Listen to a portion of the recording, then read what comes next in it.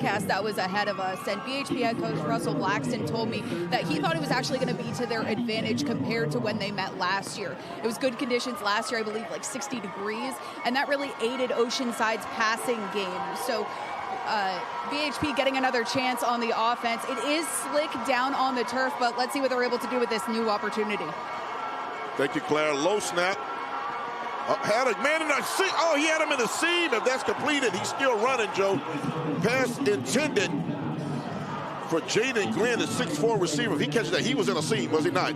That's a 90-yard score if Jaden Glenn reels that in, Stacy. I mean, he's running wide open up the seam, and we've seen some drops here already. To, Claire's point about the weather. Well, this is a great pass, right on target. Really can't put it out there any better, and Glenn right in his hands. I mean, Noah Thomas, who got hurt in this game last year with a broken collarbone, wants to make amends. He can't do much more than that. Senior quarterback came back to senior year to try to finish the game this year and get the title for BHP. And that punt, not great, but it takes a good bounce. It's going to check up right there at the 49-yard line, which the last time they stopped him on a drive was at the 49. Let's step away and come back. Zeros everywhere. BHP Oceanside deciding a 3A state title.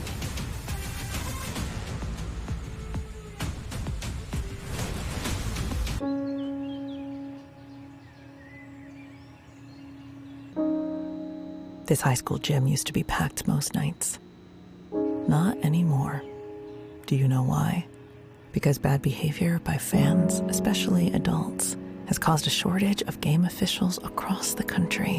You see, without officials, we can't have sports. Don't let this become reality. It's time for a change. Let's bench bad behavior for good.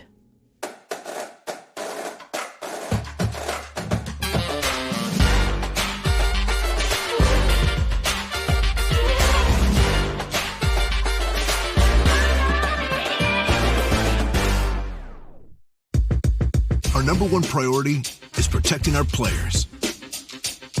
That's why we're writing new rules for the sport and developing innovative educational tools to protect our athletes. This is player protection. This is high school football. Back at it right here. First quarter action, 6:44 to play. And of course, coming up at halftime, folks, stay tuned. We'll have a special interview with the South Carolina High School League, first half highlights, and more. All coming up on the Foundation Solutions halftime report. Stacey Huff, Joe Cash, and Claire Foley down on the field. Outstanding production crew. Kay Paz and the crew doing a great job in rainy conditions, bringing you the action. Glad to have you with us. The weekend of champions, game 1 of 6. Charlie W. Johnson Stadium, the campus of South Carolina State. And Manavian hands off. Going to be a gain of about 3 to make it the 48-yard line. That's his guy, Zakai Muncie, the senior running back, with a modest gain. See big number 61 right there. That was Kylan Dixon. His brother Keelan also on this team, and that was a big stop. Picked up 3. Oceanside will try to hang on to the ball this time. Both teams, ball security. Kylan and Keelan, not much about them. Those guys really physical up the middle. Headed to the 6-minute mark. It's going to be a play. Oh, Drake over him. That's the defensive back, the wide receiver we talked about in our pregame. Tajay Watson-Martin. He was on the receiver like a cheap suit, Joe. Looked like a bad smell. He read this right from the get-go. Going to be a little tunnel screen to the left, and he never gets out of Terrence Johnson's back pocket. Man. He has 3 interception returns for touchdowns this season. Also returned a kickoff for a score earlier this season as well. So, plus is what he does on the offensive side. So, big time player. Once again, behind the sticks a little bit off schedule. 3rd and 7, predictable pass down. Let's see if they do the predictable 4 wides in the formation. Muncie beside Manavian in the backfield. Manavian's going to look over the middle, pressure and hit hard. What a collision here. 2 men there. The first guy, Ty Rainey, and the rain down. I knew you were going to make something with that. Came down upon him. That's 42 right there. It's this kind of day.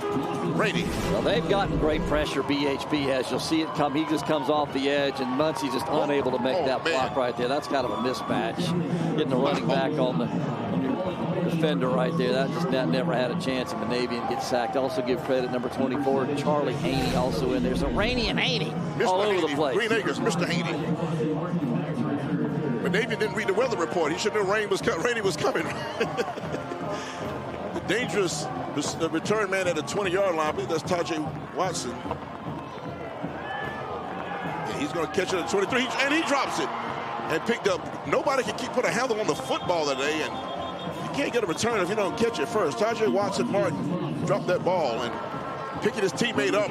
Johnny on the spot is number 8, Ty DeBose. Check this out. I tell you gotta think that the weather and the elements and the slick football out here have a lot to do with what we're seeing early on. Where's Lester Hayes and some stick on when you need him? Exactly. Look, he's going to pull the sleeves up now. He thinks the sleeves, they're going to cut the sleeves off. And it may be. The coach's point, they're going to cut those sleeves off of him. He thinks the sleeves made it slip off. They're going to take you won't see those sleeves on him when he comes back on the field. It'll be skin on leather to catch the ball better right there. And it's going to be first down from the 21-yard line after fumble recovery. Thomas, the handoff in the middle. Nothing happening. Oceanside up front says, not a nooka. Joe, they shut that down like a fire marshal at a frat house party. Joey Harriet, the senior defensive end, and you see the VHB offense. Yeah, Thomas, we talked about Earl, the running back, Riddle, Sargent, the tight ends. They go 2 tight ends. Watson Martin, the receiver, Glenn also the O-line. Pruitt, Marsha, Spearman, Dixon, and Burgess. Keelan Dixon, he plays both ways. He's Brother Collins on the defensive line. Keelan Dixon's the offensive lineman as well. They're going to bring in a running back now, number 2 in the ball game. That is B.J. Anderson. There you go. I called it. I told you, they were pointing. I knew then he was going to blame that fumble on the sleeves. And Thomas keeps it, and a modest gain is on. He got about 2. Yeah, those sleeves had to go. I knew you would not see those sleeves on that young man again. Oceanside defense, let's share with you, brought to you by Adventure Museum. Harriet, Jones, Bean, and Arnold. The D-line, linebackers, Parson, Meredith, Stafford. DBs, Green, Strickler, Gaspar, and Wright. Cole Gaspar was in this game last year. Remember that name for sure. A couple of these guys are returners. Mike Jones as well. Mike Jones plays on both sides. He's actually a young man that's getting some offers as well. I think he may be an Anderson commit as well. Roe Parson rather made that last tackle for the Land Sharks. And it'll be 3rd and long. Empty backfield at the snap. One man is one-on-one over there, and he just wasn't, it was timing. He wasn't looking. Intended for the young man that we saw running open early in the ball game and just misfired to Jaden Glenn. And is there a flag now? There's a flag way across the other side, almost on the Oceanside boundary up here midfield, and I don't think Coach LaPrade is happy about whatever this is going to be. It can't be interference in the ball that coming away. It can't be holding, though. It can't be defensive holding. See what Mr. Samuel Davis Jr. gives us here.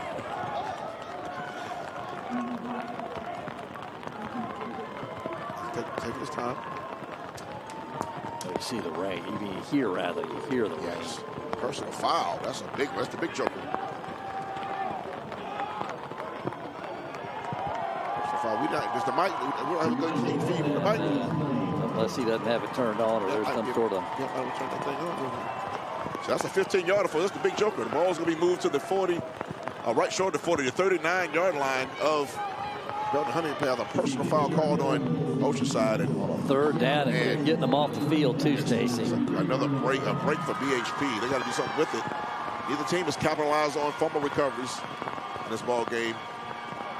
They want to look cross-buck action often. This time they're going to run it to the right side and up to about the 43-yard line. That's it. That's MJ Earl, and when you want some yards on the ground, you just snap it right directly to him. He gets some good blocking, a little hole up there up front. MJ Earl's rushed for he has rushed for 1,200 yards and 24 scores this year. So yes, those guys. He's a big-time running back. Yeah, they believe in the ground attack. They want to beat you in submission and just kind of wear on you. The playbook is not super expansive, but they run what they run very well, and they execute it. It's going to be 2nd down and call it about 8. He wants it all. It's tightly contested over there. Well covered, and a late flag. That was borderline, Joe. They're going to call a flag, and you talk about being upset. I think Oceanside is going to be upset about that. Cooper Webb, check that. That's Jordan Wright's going to be called for interference on that left side over there. The sleeveless Tajay Watson Martin was the intended target there. Absolutely. Here we go.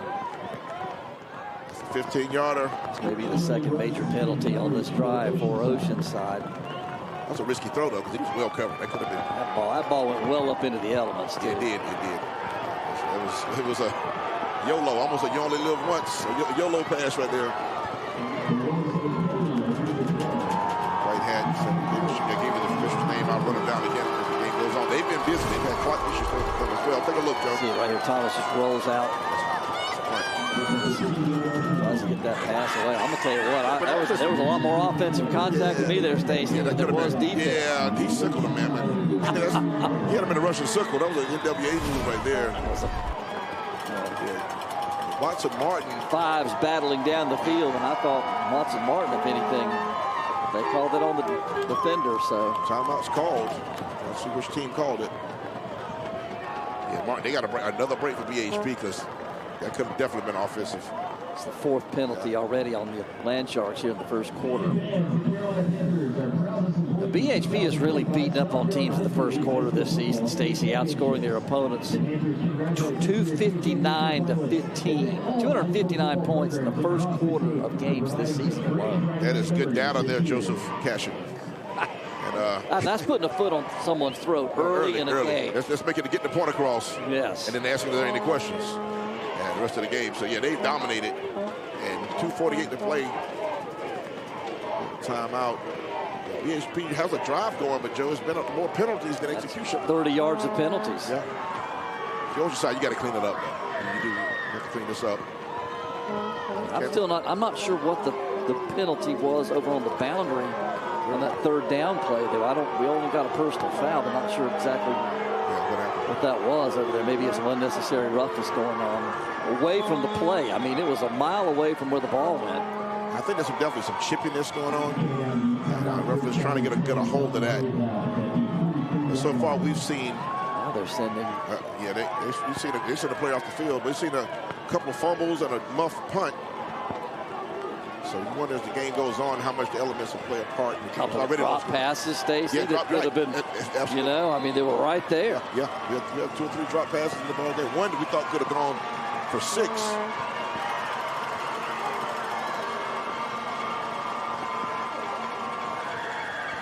Back the pass, flush, going out to the left. He has room if he can clear this defender across the 40. Grabbed by the shirt, but that's going to be a first down. He made a great decision, Joe, to get out to the pocket, get out of the pocket to the left that time. There was room over there for young Noah Thomas. We also have another flag down in the secondary, Stacey. Watch Thomas here. He's able to escape, kind of like Monavian has been able to do. Oceanside steps out of one tackle right there, gets to the boundary, and then gets... That was violent. Saw your arm. He gets slung down 601 right there, but I mean, that's a way to get a guy out of bounds, but there is a flag down, and that's a great job by Thomas to pick up a first down. 1-800-GOT-JUNK is our first down sponsor. They make junk disappear. We'd love to make this rain disappear. Is what we'd love to do. No kidding.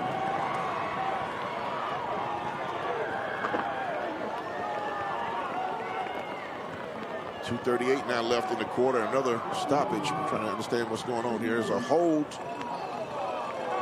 on Belton-Honea Path. These are some very deliberate calls.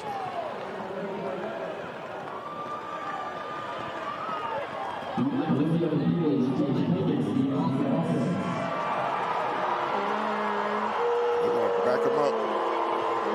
It'll be 1st and 8. That hold came well down the field, too, by one of the receivers as Thomas scrambled. That was the penalty there. Not by an interior lineman, but down the field. That's what makes this, it's going to be odd. 1st and 8 now.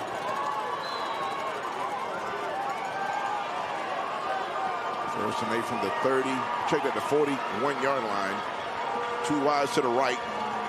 Ball was on the ground. It was like, that was a good fake. I'm sorry. A good fake. He faked me out. Carry across the 40-yard line. It's that direct snap to Earl. Yeah, they kind of, made me, I looked at Thomas real quickly. You see it here again. Yeah. They put them both back there. Who you go snap it to? Well, you snap it to Earl half the time, it looks like. Yeah, it's good. Picks up a couple of tough yards. Good slight trickeration attempt that time by Danny. Freezes the defense for a second, maybe. Froze the announcer that time for a second. 2 minutes left in the first quarter. Call it 2nd and 5 right here. Thomas.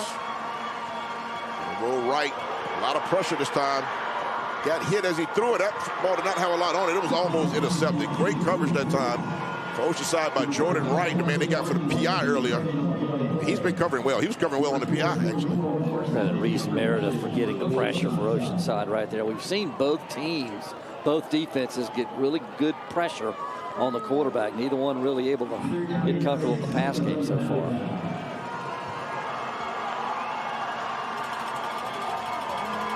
On a 3rd and 6.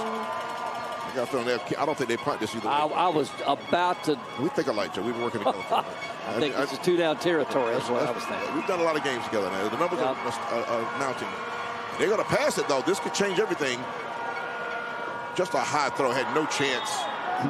Overshot it. Now with 4th and 6, I still think they don't punt it, but now your play calls are a little different. You put a lot of pressure on that. I was anticipating run there, I think, as you were, and now 4th and 6.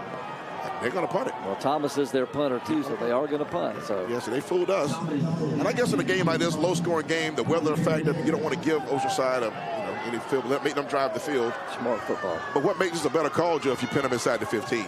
If this goes in the end zone, it's not as great a call. You're only gaining 18 yards. Yeah. 19 yards. So we'll see how he puts it here. And he's angling for the right side over here. This is probably going to go out of bounds inside the 10. That is a good kick. Down at the 4-yard line. That was well executed. You can't do it much better. Yeah, that was great. That makes the call even better when you execute it like that. I tell people all the time, coaching is coaching, but execution makes all coaching look better. 35-yard punt goes out of bounds at the 4. Perfect. That is perfect.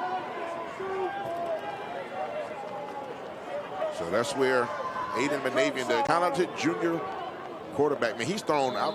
I was told, somebody told me he's thrown for, 4,700 yards in his career. 7,400 yards. And he's thrown for 3,875 this year coming in. So over 2 years, he's over 7,000 yards in his career. He's just finishing up his junior season, folks. He's got a chance to put up a 10-grander with an average season next year. He's been averaging 3,000 a season. That'll be one of the all-time careers in South Carolina. Snapping from the end zone. Never good, though. High snap. Good job blocking up the middle. Good hole up the middle. Good run. That is a great job up front for the Land Sharks. And Muncie picks him up and puts him down. That's going to be a 1-800 got junk first down for Oceanside. 18-yard pickup from Muncie. And you see the whole high snap. Good job by Manavian to reel it in. A couple of missed tackles right there at the point of attack. I mean, BHB had a chance at him, but give credit finally on the stop to Jakari Anderson, but not before an 18-yard pickup. You see him dive and fly right there? Yeah, give him a little breather. Balls across the 20. They like that middle again. Manavian, he's got to hold on to the ball. He did a good job. Ball hand was hit that time, and he got another gash up the middle. That's not the first time Manavian has tried him up the middle. Gain of 8 on that play. He fumbled on this play earlier in this quarter. Again, he gets good blocking. And this quarter has been long, though. I was going to say, Stacy, we've been in this first quarter, and it seems like more than a minute. It's lunchtime. Oh, nice move in the hole that time. Did buy him a little time, but just too many red jerseys. This defense from Belton-Honea Path flies around. I think it's going to be enough for the first down. It'll be enough for a fresh set of downs, though. Yeah, I thought that play had a chance to get more yards. We'll talk about this play, Joe. Yeah, once again, Manavian hand off to Muncie. Muncie gets just enough. Yeah. It's a good job by Oceanside here as we work out at the end of the first quarter to give themselves some room. 1-800 got junk. They make junk disappear. Our first down. Sparks headed toward the end of the first quarter. This may be the last snap of the first quarter if it's a run. 4 wides in the formation are now empty set. Manavian goes to the slot right now. They're going to direct snap a little wildcat. They're going to run it this time to 88. Oh, nice move. That is a nice move in the hole across the 40. Across midfield and hit with a big first down run that time. Terrence Johnson direct snap and well executed. That very athletic run that time, Joe. Watch the move by Johnson, though. Watch it right here, Stacy. Bounces it one now. Watch. There he goes. I mean, that's athlete right there. That's an athlete making the play. He's going to pick up about 21 on that play. They're playing tag in a phone booth. That's a 1-800 got. That's impressive. 1-800 got jump first down again right there. That young man has electric socks. The funky footwork, all that good stuff. That is going to be the end, folks, of the first quarter. We'll step away from Orangeburg, South Carolina, South Carolina State University campus. Your site for the 3A State Football Championships, brought to you by A&R Fire and Water Restoration. Come on back. Hi, Mom. High school sports fans, relive your favorite moments. Just click the shopping cart below the video player to get your digital copy today.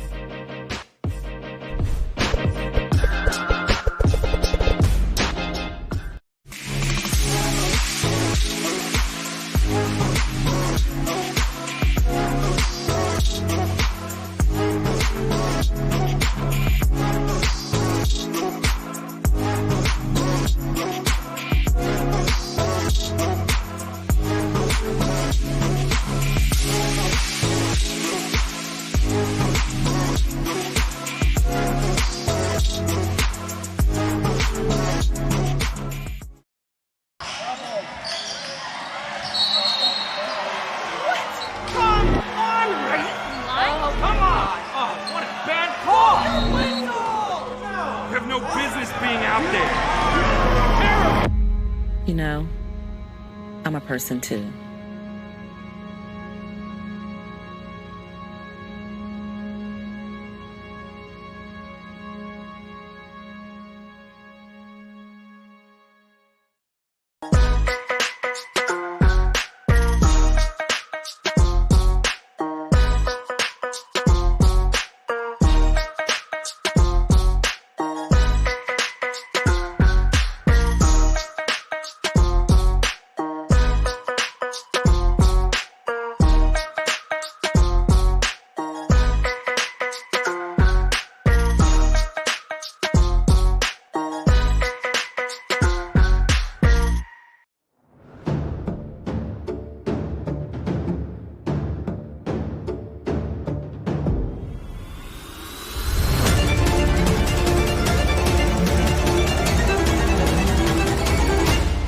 Today. Welcome back, folks. You see the rain and the preparation for said rain, and we are zeros everywhere. Start of the second quarter. Selling a 3A state championship, Stacey Huff. The legendary Joe Cashin up in the booth. Down on the field, Claire Foley. Joe, you laughing at that? What? Claire Foley on the sideline. Bringing you the updates. We'll check in with Claire here in a little bit. And we're about to get it started here. Ball has been a little slippery. The weather's played a part. Oceanside in white on the drive. Belton-Honea Path in red. Manavian, the junior quarterback, looking. He wants it all. Man wide open. Caught and in the end zone. Strike up. The land shark fights on. What a strike. Manavian to Anthony Williams. How do you do? We have our first score. 96-yard drive by Oceanside Collegiate right there. Manavian did a great job to sidestep the pressure. You'll see it. He'll buy himself just a little bit of time. Watch him step right there step up into that pocket a little bit, and boy, that is an absolute dime. He drops it right in there to Anthony Williams, the wide receiver, for the 47-yard touchdown. You'll see it again from the end zone. Great look at it right here, and Oceanside strikes first. Williams, the 6'2 junior. That is a Palmetto Bath touchdown. Palmetto Bath, experts in fast, beautiful tub and shower remodels, serving Columbia, Greenville, and Asheville. Learn more at palmettobath.com. Our first Palmetto Bath touchdown of the Weekend of Champions. And on for the extra kick now. Oceanside trying to put the capper on that beautiful scoring strike. We'll give you some love to the... We'll step away, folks, when we come back. It'll be still early second quarter. Belton-Honea Path to receive the kick. Stay with us.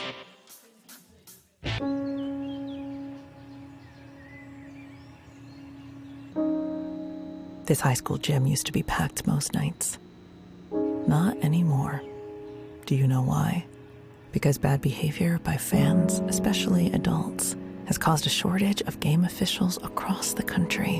You see, without officials, we can't have sports. Don't let this become reality. It's time for good.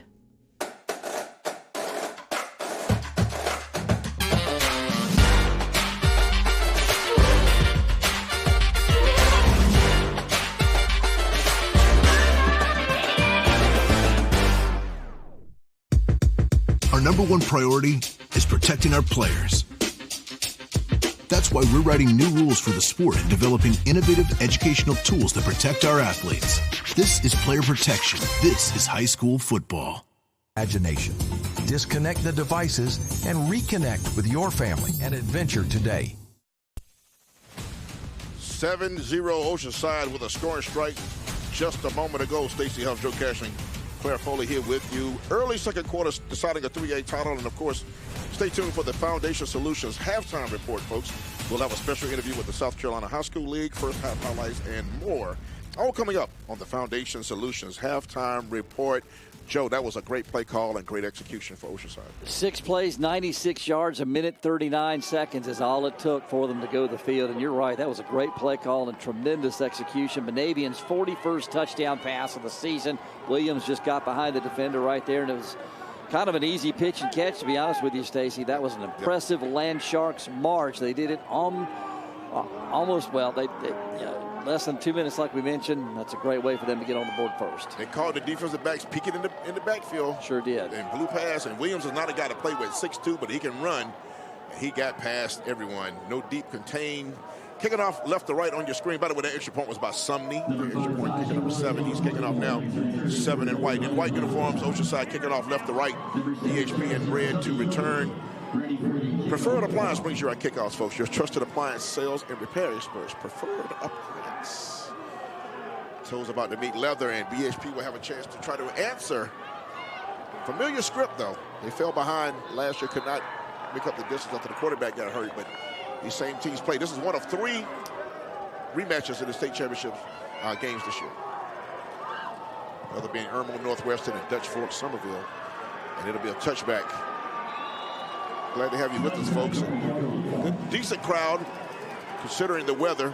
You know, BHP is the town travels. There's those stats right there, Joe. Pretty one-sided in favor of Oceanside there in that first quarter. Each team with a 1 turnover. BHP really, if they're going to be successful in this game, they've got to get on track with their running game. That is their bread and butter this season, rushing for nearly 270 yards a game. Didn't get much there in that first quarter, only 24. Take it over at the 20-yard line. Noah Thomas, young man who got injured in this game last year. Shift the line, flip everything to the left. They're going heavy to the left side. 2 receivers on that side as well. Empty set. They're going to do a little flanker, just a little pitch right. The inside pitch was actually a pass, and nothing really happening. Oceanside kind of winning the trenches on that play as well. Trying to find creative ways to get the ball in the hands of MJ Earl. He comes in on the jet action. Pitch pass there. Look at our Palmetto Pride scoring something, Joe. They had 5 plays, 96 yards, and the 47-yard touchdown pass. Monavian to Williams. That was what got them on the board first. Palmetto Pride keeping South Carolina beautiful as the state's anti-litter organization. Palmetto Pride brings you that scoring something. First score of the ball game, only score of the ball game thus far. And nice run up the middle. He has room. It's going to be a first down. Still spinning, still turning across the 40.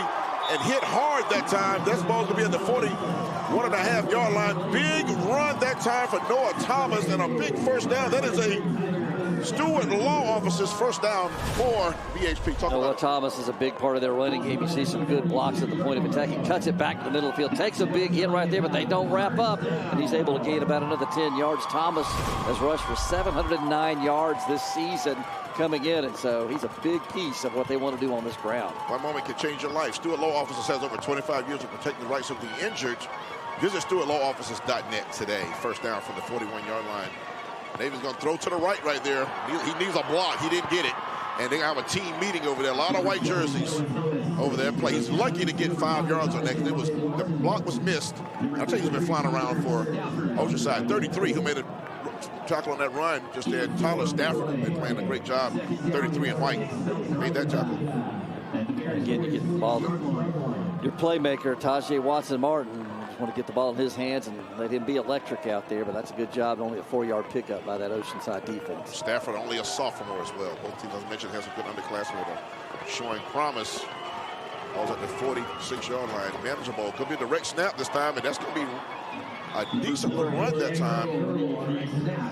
Right to midfield is M.J. Earl. Just call him Earl, if you would. Show you probably never watched, Joe. Very good show. Vaguely familiar. Pretty good. It's a sneaky finish. Balls at the logo. Look at the rain gear. I like the rain gear, though. Coach Pratt, I like it. There's Noah Thomas, young man over there, back for his senior year. 3rd and 3. He's going to roll left. Has a short throw over there and just could not get that ball to Watson over there. Over there to Tajay Watson-Martin. It's going to be 4th down, 4th and 3. I think they keep it, Joe.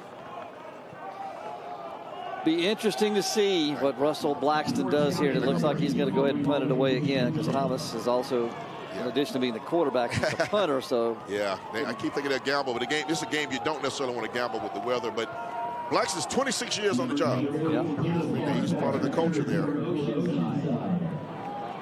They are back-to-back trips to the finals. He got a good punt last time he did this, though. Inside, he hemmed him in. This time it's not as good a punt. It's high. The tip, that ball was very high, and it's going to take the wrong bounce for BHP. You don't want to. Joe, that's a net gain of about 20 yards. Right? Yeah, that's not really what you're looking for right there if you're BHP. You give Oceanside great field position. Land Sharks already with a 7-0 lead. Actually, about 13. They gained about 13 yards on that punt. Ball was at the 49-yard line, correct? 48. Yeah, it's going to be the ball at the 37-yard line. Yeah, maybe give him 15 on the net on that. That's not what you wanted. And Monavian is kind of got to think he's heating up now, right? I'm looking for a deep shot here quickly. Yeah, I'm looking for a deep shot because they've had guys open deep a couple of times, Stacy. Quick change. You go for the strike right here. And he's looking. Oh, that was well covered, but he got it in there. It was a good throw and good catch, but a short gain. It was well covered. Cooper Webb on the catch, just dragging over the middle. Yeah. He had a man on him, though. It might have been Andre Watson-Martin again. You see it here again. Monavian, he gets time on this. He just kind of sets himself in there. 23. That's a good look at it. He's able to make that completion for about 4. Jakari Anderson, 23, is impressing me, man. I talked to coach of the area up there. Coach to Kansas City. Impressive. Actually, that ball's on the ground. It's on the ground. I think Oceanside might have got back on it. Oceanside might have got back on it. I think BHP's got it. BHP thinks you're right. It's taking a long time. That ball might be changing hands a lot down there. The referee has not said a thing. Now we get the signal from the white hat. Take a look, Joe. Pops out right here at the mesh point. Yeah, there's a mesh point mishap right there. And now it's who's strongest, who can get that ball. Joe, he took that ball from Monavian. Watch this. Monavian gets to this ball at the same time. They're there together, right? That ball was taken from him at the bottom of that pile right there. Yep. It was just taken out of his hands. That's a Columbia SC stop of the game nominee right there. We got a couple of good plays to consider. Stop of the game is something we'll be talking about. Experience Columbia. Make new memories with friends and family in Columbia, the heart of South Carolina. Brings you our stop of the game. We'll tell you who that'll be as the game unfolds. That's their second turnover. The Land Sharks, their second turnover this game. And if you're BHP, you have to capitalize on this field position. This is must-score territory, in my opinion. Second fumble of the game you've recovered. You got to get some points at that point. Yeah. They're going 2 wides to the near side. On our side of the field, 1 back is Earl.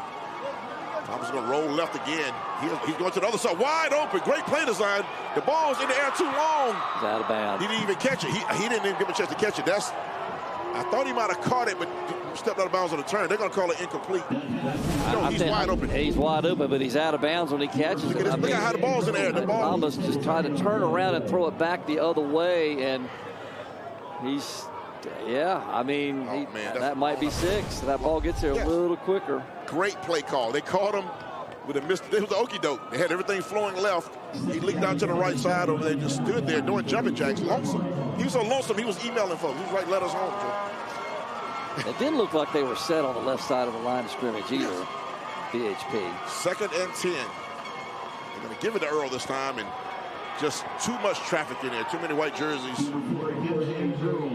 Maybe a yard. It'll be 3rd down and behind the sticks again. They have missed opportunity. Just can't run the ball, Stacy. No, they cannot. Have not been able to get the ground game untracked whatsoever. That Oceanside defense has done a great job. You see Mike Jones right there. He goes both ways. Wofford commit. Big-time player for Oceanside. Does a great job. And now BHP faced with 3rd and long here after the fumble recovery. Right now, you got to ask your quarterback, Thomas, to complete a pass right here. Got to throw some line drives here. He's going to roll left. Double move on the outside. Hit. The ball's on the ground. Scoop. Thought about a scoop and score. This going to be a recovery. What a hit. What a recovery. Roll Carson.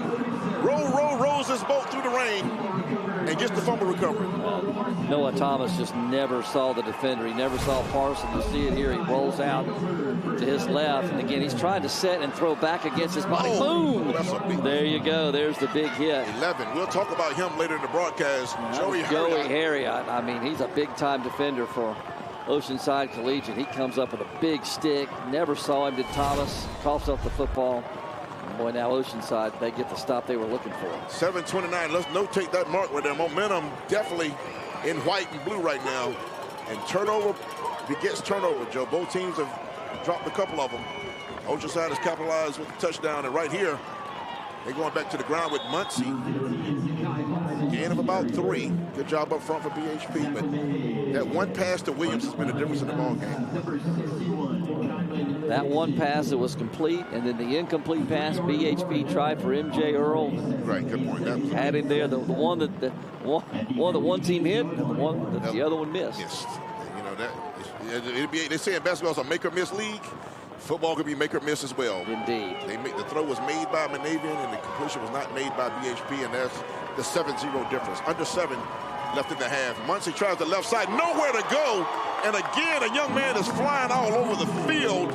Number 61, Kylan Dixon is, listen, this kid is playing quite a game. Not sure if that was a missed assignment up front or he just beat his guy. I mean, he's unblocked. He's unaccounted for. Yeah, they just kind of twisted him in there, and no one picked him up, and he just shot through that gap, and boom. Dude, he used good speed, good acceleration that time, good strength. And when he got there in a bad attitude. He looked like in a bad mood. Absolutely. 5'10", 300 pounds. He can move it. 3rd and 8. Look at the left. Drop down and threw a sidearm a little bit. That's going to be a completion for a first down. He goes to his man, Terrence Johnson, having a ball game right here. And that's going to be moving the sticks for Monavian and Oceanside. Call that a Stuart Law offense's first down. That's another 3rd down conversion by this Oceanside offense. You called it, Stacey. He kind of drops the sidearm right there. Good job finishing that run, that catch and run. Monavian just throwing strikes right now. Johnson, he's able to find just a soft area of that deep zone coverage just to kind of settle in there and pick up a first down. Good size, 6'2" wide receiver. He's had a couple good catches already. A senior. I was at the 44-yard line, and Monavian flushed, and it's just too much going on. They won in the trenches that time, did BHP. They did a great job collapsing that pocket for him. Raining. This is second. Rainey is raining out there, isn't he? He's raining sacks. His second one. Watch it right here. Monavian tries to step up in the pocket. There's just a red sea right there. Yeah, he has 62. The other twin, talking about, that's Kamarion Glenn. Kylan Dixon and Kamarion Glenn have both been staunch in that middle. That's going to put him behind the sticks now. You're talking about 2nd down and 14 for Monavian. He's hit some big throws. He's going to have to be asked to do it again here. Looking right, going to be a little flip pass out to Muncie. And just look at the red jerseys, Joe. 4 red jerseys in the neighborhood, 2 make the hit. And yeah, my guy, again, I'm so impressed with this kid here. I don't know what college is scouting him. Somebody get that dude a call. 23 is big time. Jakari Anderson. HP right there. That was kind of a quick toss there.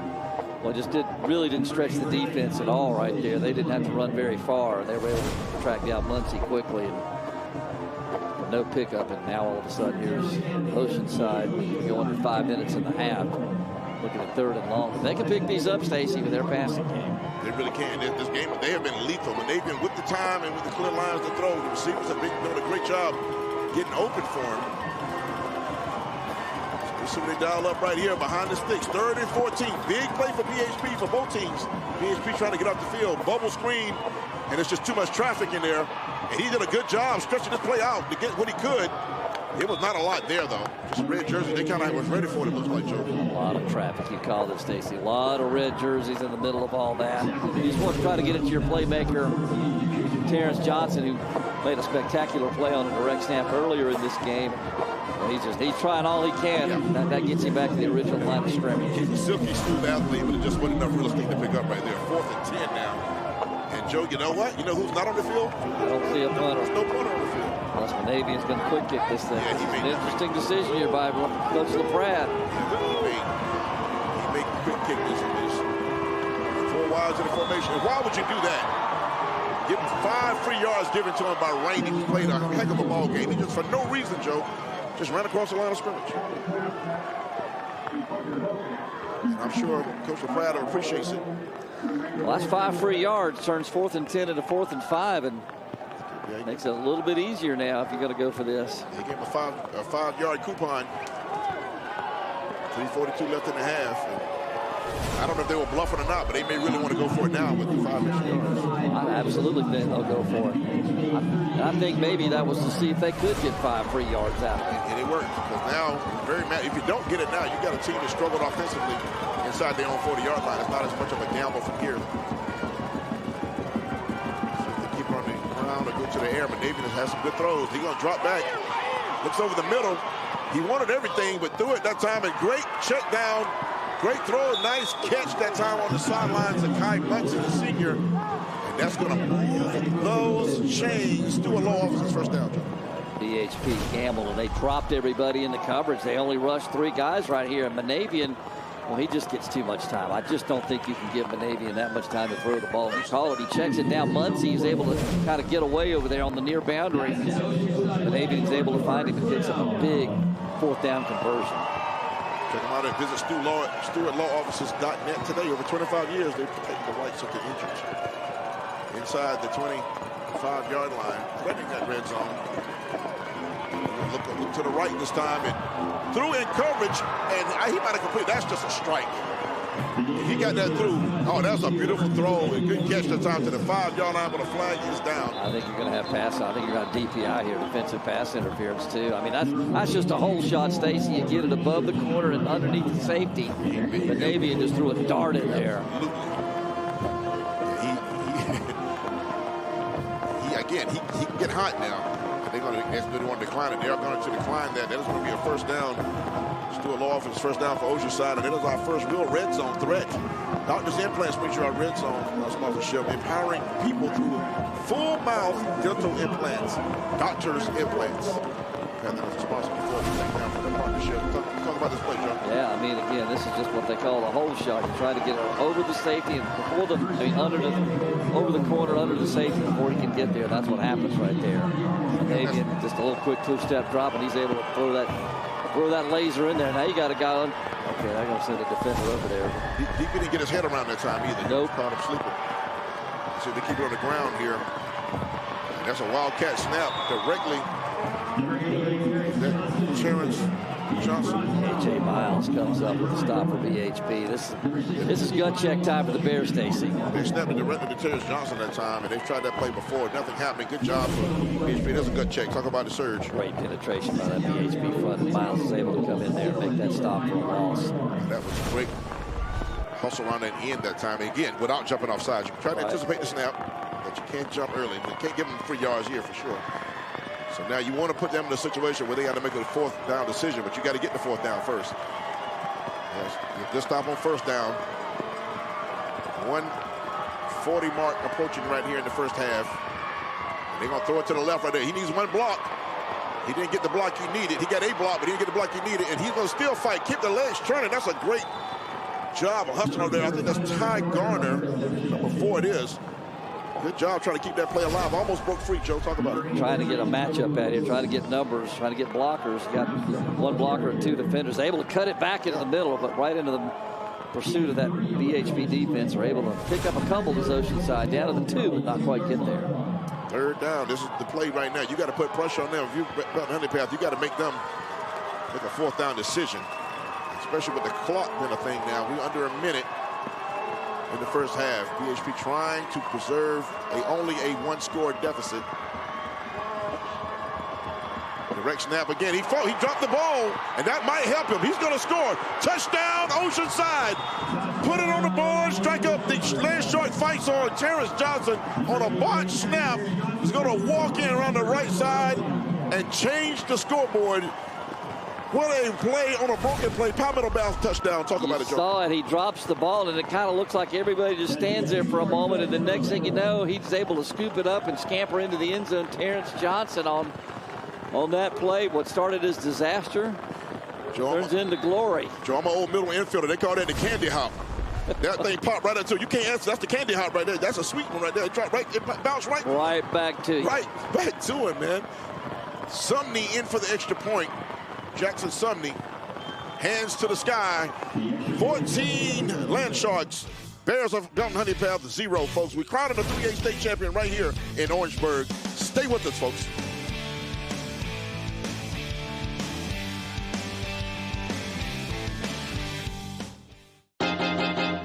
High school sports fans, relive your favorite moments. Just click the shopping cart below the video player to get your digital copy today.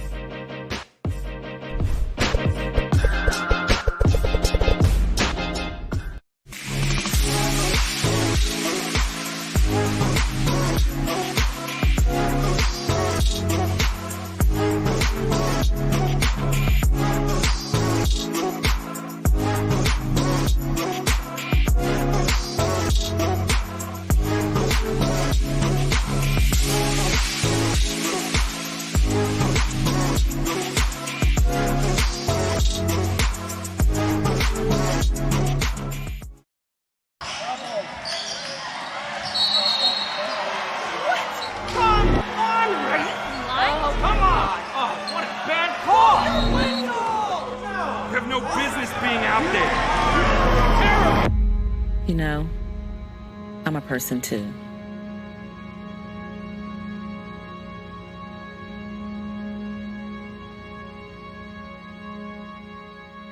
Of Champions broadcast brought to you by A&I Fire and Water Restoration. Of course, the Adventure Children's Museum is all about play with a purpose, folks, and they're going to check that. We have the Stanley Law Group Player of the Game coming up. I want to make sure I get that for you. Stanley Law Group brings you our Player of the Game coming up in the fourth quarter, and you don't want to miss that. We got some candidates emerging early, Joe.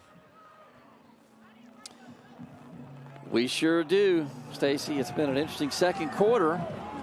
I think maybe one of your early candidates might be Terrence Johnson. He's made a couple of nice plays in this game. He scored on a 2-yard touchdown run we just saw, which gave Oceanside the 14-0 lead. A 55-yard drive and 11 plays unofficially. Teams exchanging turnovers. Oceanside being able to force a turnover from BHP and convert that. And BHP will get the ball first coming out, and I don't know with 45 seconds left in the half if Russell Blackston is going to get also, a little risky here to see if he can try to get something. Of course, a lot will depend on this kickoff return, too. See where they wind up. Preferred Appliance kickoff coming up. Preferred Appliance, your trusted appliance sales and repair experts. And, of course, we do have Adventure to play of the game sponsor as well. With Adventure Museum, we'll have a play of the game coming up later in the game as well. Kickoff inside the 5, and they're going to bring it out. Of course, you have to, and it's going to be a big collision at the 15. Not a great return.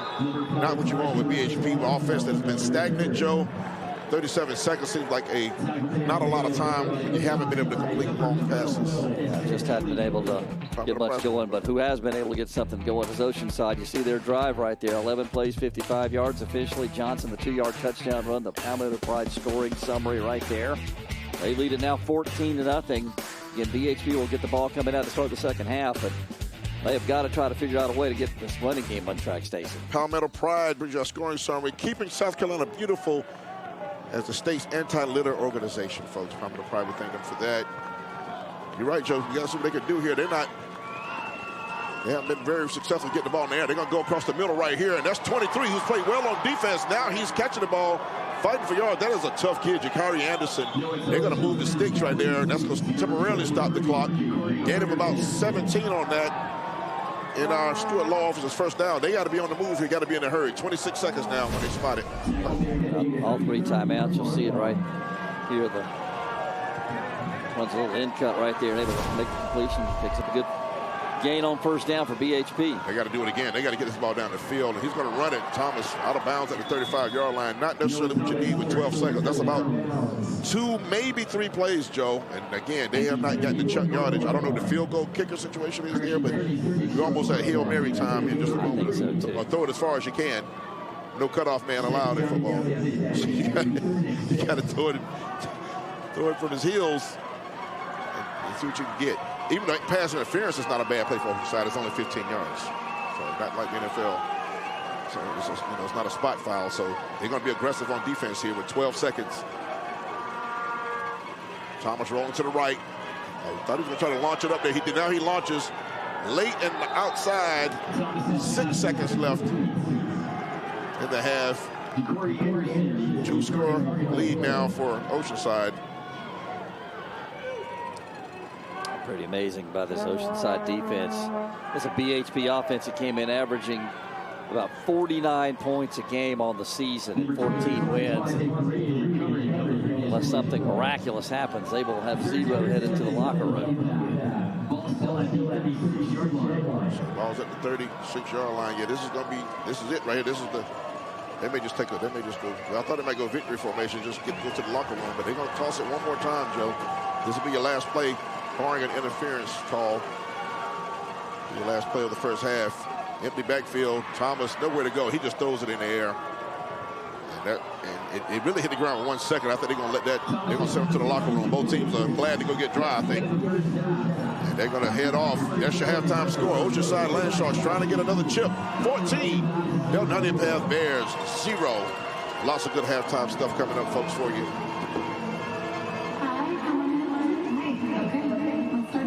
Just a moment here, we'll go down and check every one of our coaches. It's been quite a wet and moist, fumble-prone first half for both teams, and Belton-Honea Path hadn't been able to get on track offensively.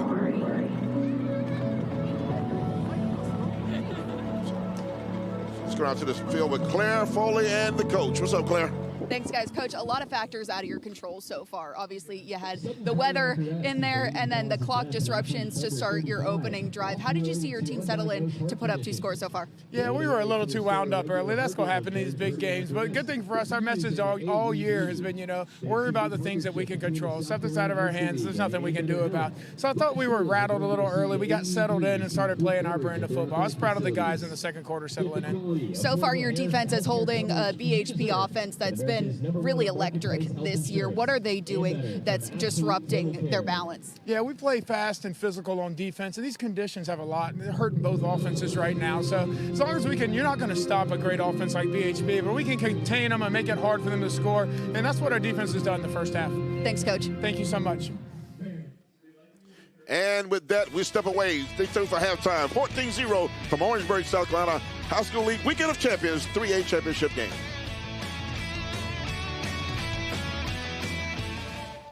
At Palmetto Pride, we know we have a choice. The choice for cleaner South Carolina. And it's an easy one at that. Don't litter. No grand gestures or heroic efforts here, but the outcome still has monumental impacts. When it comes to our state, every choice counts and every action matters. From the great outdoors to parks next door, from Main Street to your street. All it takes is a little bit of pride to keep South Carolina beautiful. Playing high school sports has made me a better person, especially with my mental toughness and endurance, and gave me a growth mindset. High school sports are worth protecting because it gives students an outlet to become what they want to be.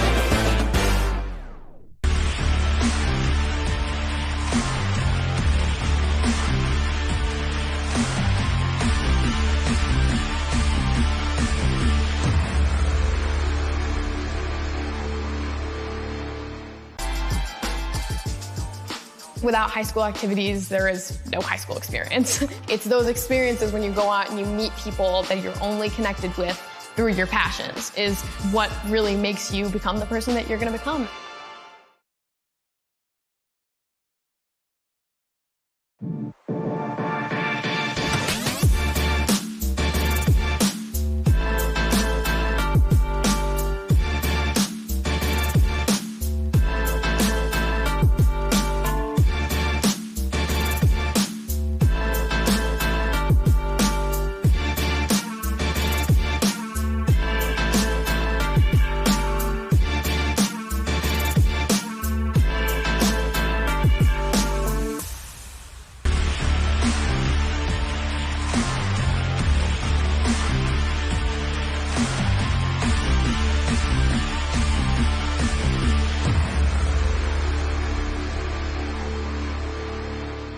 To this state championship high school football game. Joining us today is our good friend all the way from Ingalls Markets, Miss Taylor Newhouse. Taylor, are you loving the game so far? Absolutely. It's been a fun one to watch. It has been a fun one to watch. Now, what are you anticipating? An explosive finish, I hope? We always hope for an explosive finish, but definitely an interesting game. All right, we got to talk at the end of the game then. Absolutely. Now, let's talk about high school athletics in general, because from what I understand, Ingalls Markets, y'all have had a long-standing and robust partnership, not just with our organization, but the entire community as a whole. Mm-hmm. Let's talk about the dynamics of that partnership. Absolutely.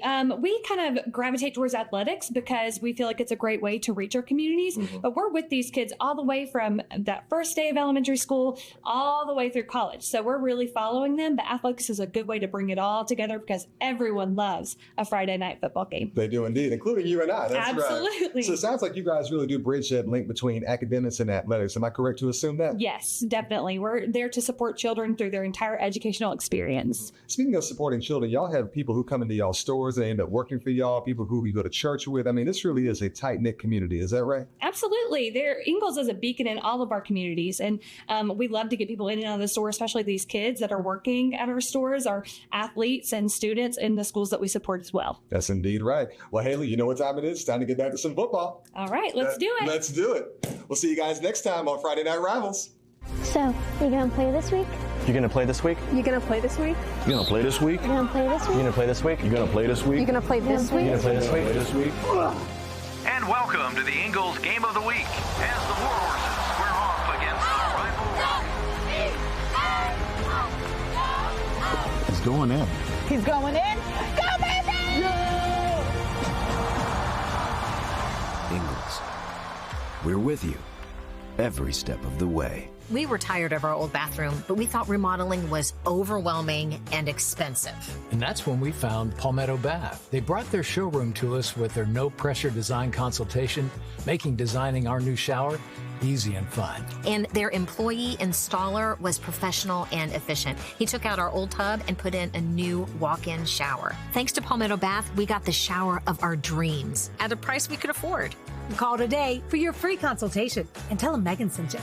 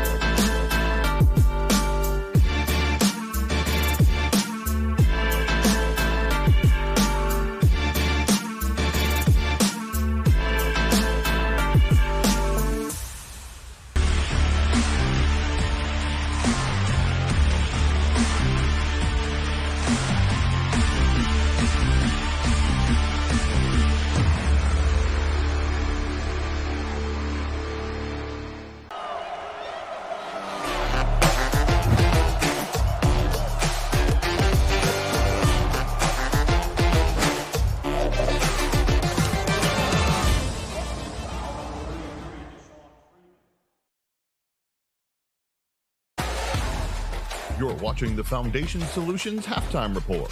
Foundation Solutions. It won't cost you to get a quote from us, but it could save you thousands if you don't. Call today or visit foundationswnc.com.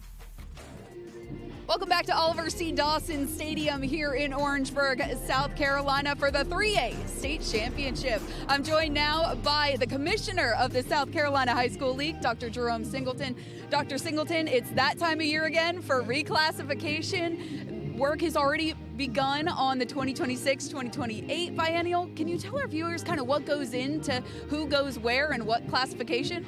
Well, there's a lot involved with that. I mean, there's a lot of people that have to get together and figure out what the process is going to be. We've created a guidelines committee, and then we're going to look at our school's numbers, and we're going to look at any other type of variable that we're going to use. One of them is a multiplier that we have in place, but we're still in the information gathering process at this time. We're hoping to have it done by late February, maybe early March, but the first part of it should be done by late December. But then it goes, there's a lot of appeals that need to take place, a lot of adjustments that need to be made. But before we do that, I mean, I want to thank all of the fans that came out here in the dreary day to support this championship. And this is football. That's what football is all about.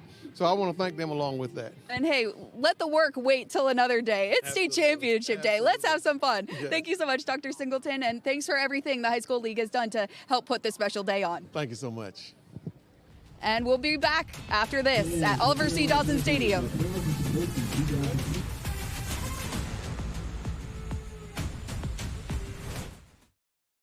After fire, water, or storm damage, it can feel like the heart of the season is lost. But for more than 50 years, A&I Fire and Water Restoration has helped families across the Carolinas reclaim life's most important moments. Because coming home isn't just about walls and floors, it's about memories and traditions. A&I Fire and Water Restoration, restoring more than property, restoring the moments that matter most. You can rely on A&I.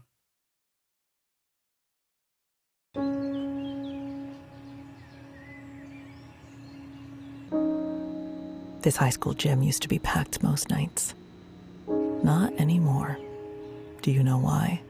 Because bad behavior by fans, especially adults, has caused a shortage of game officials across the country. You see, without officials, we can't have sports. Don't let this become reality. It's time for a change. Let's bench bad behavior for good.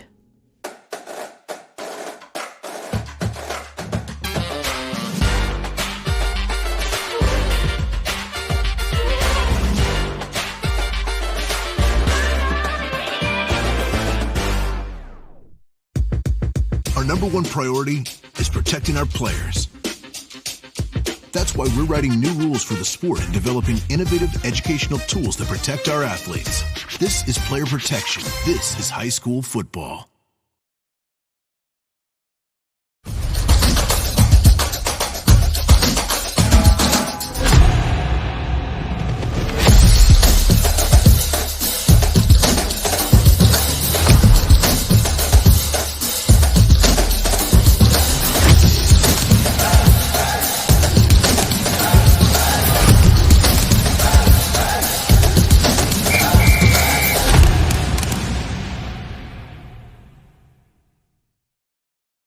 The Foundation Solutions Halftime Report.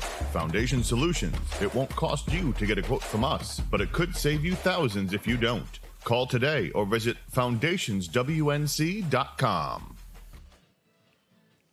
Welcome back, folks. We stand at halftime of the 3A title matchup. Oceanside Collegiate 14, Belton-Honea Path 0. Broadcast brought to you by A&I Fire and Water Restoration. All the broadcasts this weekend. Stacey Huff, Joe Cashin up in the booth, and Claire Foley on the sideline. Joe, we got some things to pontificate about in a very, very rainy first half. Very much so, Stacey. I mean, the weather, I think, played havoc with these two teams on offense. You heard Coach LaPrade of Oceanside Collegiate talk about that with Claire as he went into the locker room at halftime. A 14-0 score. You see it right there. A couple of touchdown drives by Oceanside in that second quarter, one that started in the first where they went 96 yards after a punt that went out of bounds, and then they had another 55-yard drive after that. We got a whole moving picture show to tell people how they got to 14-0. So we call it the highlights. Yep. They call it in the business. And we'll show you that in just a bit, and also some stats. We'll go over here with you in just a moment. Those are the stats first right there. Talk about those. What pops out to you other than the total yards are pretty glaring. And I think that kind of is reflective of what's also shown on the scoreboard. 14-0 Oceanside Collegiate. The 48 yards rushing by Belton-Honea Path. If they're going to have any chance in this second half, they have got to figure out a way to move the ball better on the ground. I mean, we've mentioned it in the first half. A rushing attack that gains nearly 270 a game. 48 there at the half. Turnovers even, penalties. Oceanside a couple of more penalties in that half. And you figure that Oceanside probably would have the edge in the passing game. But it's that rushing stat right there. EHP is going to turn this game around. They're going to have to figure out how to move the ball on the ground. They try some misdirection. They try a lot of things. They can't move Oceanside in the middle. That's not a problem. Now, let's got to go to the moving picture show. Roll it. Here it is early. Navian scrambles up the middle, and he's able to pick up a first down there. They run him a lot, and here's that play we watched by Terrence Johnson. Just a tremendously athletic play to step aside and make a man miss and pick up a first down. Here's Navian stepping to his right a little bit. The first touchdown pass of the game. He hits Anthony Williams there, 47 yards. That put him up 7-0. And here you go again, a whole shot here. Late in the first half, he's able to get Williams once again down near inside the 5. And then Johnson, boy, it looked like disaster. And he's able to pick up this ball, Terrence Johnson, and scamper his way into the end zone a couple of yards. Extra point good on both those touchdowns. And that's where we are, Stacy, 14-0. 14-0, deciding a 3A champion today from Orangeburg, South Carolina. It's the SCHSL Weekend of Champions. Stay with us, folks. Second half coming up.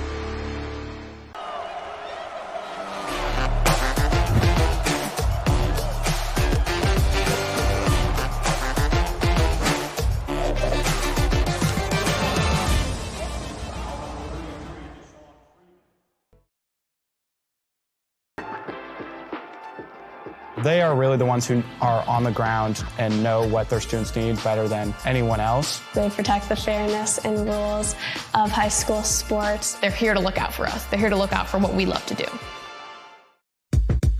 Our number one priority is protecting our players.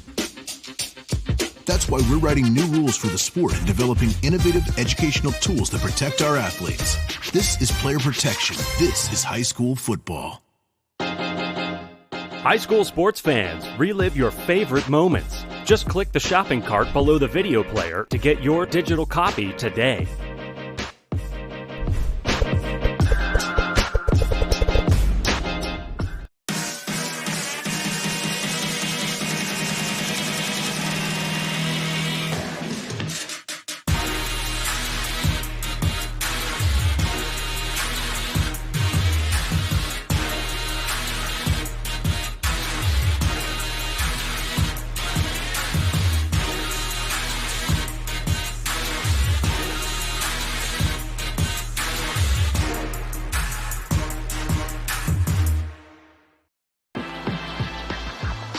Many people might go on to not play collegiately, but they can take a lot of skills that they learn and use it in their professional life, in their future careers. There is a direct correlation between how much work you put in and how much you're going to get out of that. Welcome back in, folks. Charlie W. Johnson, Bulldog Stadium on the campus of South Carolina State. 14-0 we stand before we get to the third quarter. Oceanside over Belton-Honea Path. Stacey Huff, Joe Cashin here. And Joe, it's been a great year. Outstanding plays all over the nation. Let's take a look at some of the best of the plays across the nation on the games of the week. Check it out. The best Thursday night lights and Friday night rivals highlights from across the country. Raw, nice cut move and a hurdle. He's still on his feet. Are you kidding me? Caleb Ron, touchdown. Oh my goodness, what did he just do? He will roll right under pressure, still on his feet, trying to find somebody downfield. He's in trouble. He'll throw it to the back of the end zone. A receiver's wide open. Touchdown, McQueen. Michael Henry got his field goal blocked, caught it, and said, look what I found. Touchdown. In one of the most bizarre football plays you will ever see. Pressure, throws it downfield to the middle of the field. What a catch, coming up and grabbing the ball. Oh my goodness. I had no idea it was one-handed that he grabbed that thing and hauled it in. of a rush. They're going to throw the screen, and it's intercepted. How about the big fella, Akeem Davis? Davis staying on his feet. Look at him go. Davis. It's like a scrum. They can't bring him down. Akeem Davis is still moving. At the 30, at the 25, he's stuck out of there. Are you kidding me, Akeem Davis? He is in for the touchdown. 55-yard field goal from the left hash. The kick is up, and it is. It's good at the buzzer. Bryant is the hero for the Buccaneers. Welcome back, folks. Before the start of the third quarter, let's go down to the sideline with Claire Foley and coach for BHP. Claire. Coach, obviously some factors out of your control in terms of the weather. It's been affecting both sides of this game. What is the message to settling it down and trying to play with what you have here? Well, that's what we got to do. We're down 14, and it's halftime. We got to go make adjustments, get back in the game. The great thing is we get the ball here. We're just trying to play one play at a time. We get back and score in this thing 14-7. We got a chance. But even if we got to move the ball here, make something happen. And, it's bad weather. It's bad weather for them, so that's not an excuse. Your run game is one of your strengths. What's it going to take to get them going? Well, we're going to throw the ball to get it going is what we're going to do because we can't run it. Thank you, Coach. Thank you. Thank you, Claire. And we're about set for the beginning of the third quarter. There's Noah Thomas. It's going to be on him. He said he's going to throw it. That jump at number 7 right there. Interesting. It's on the senior.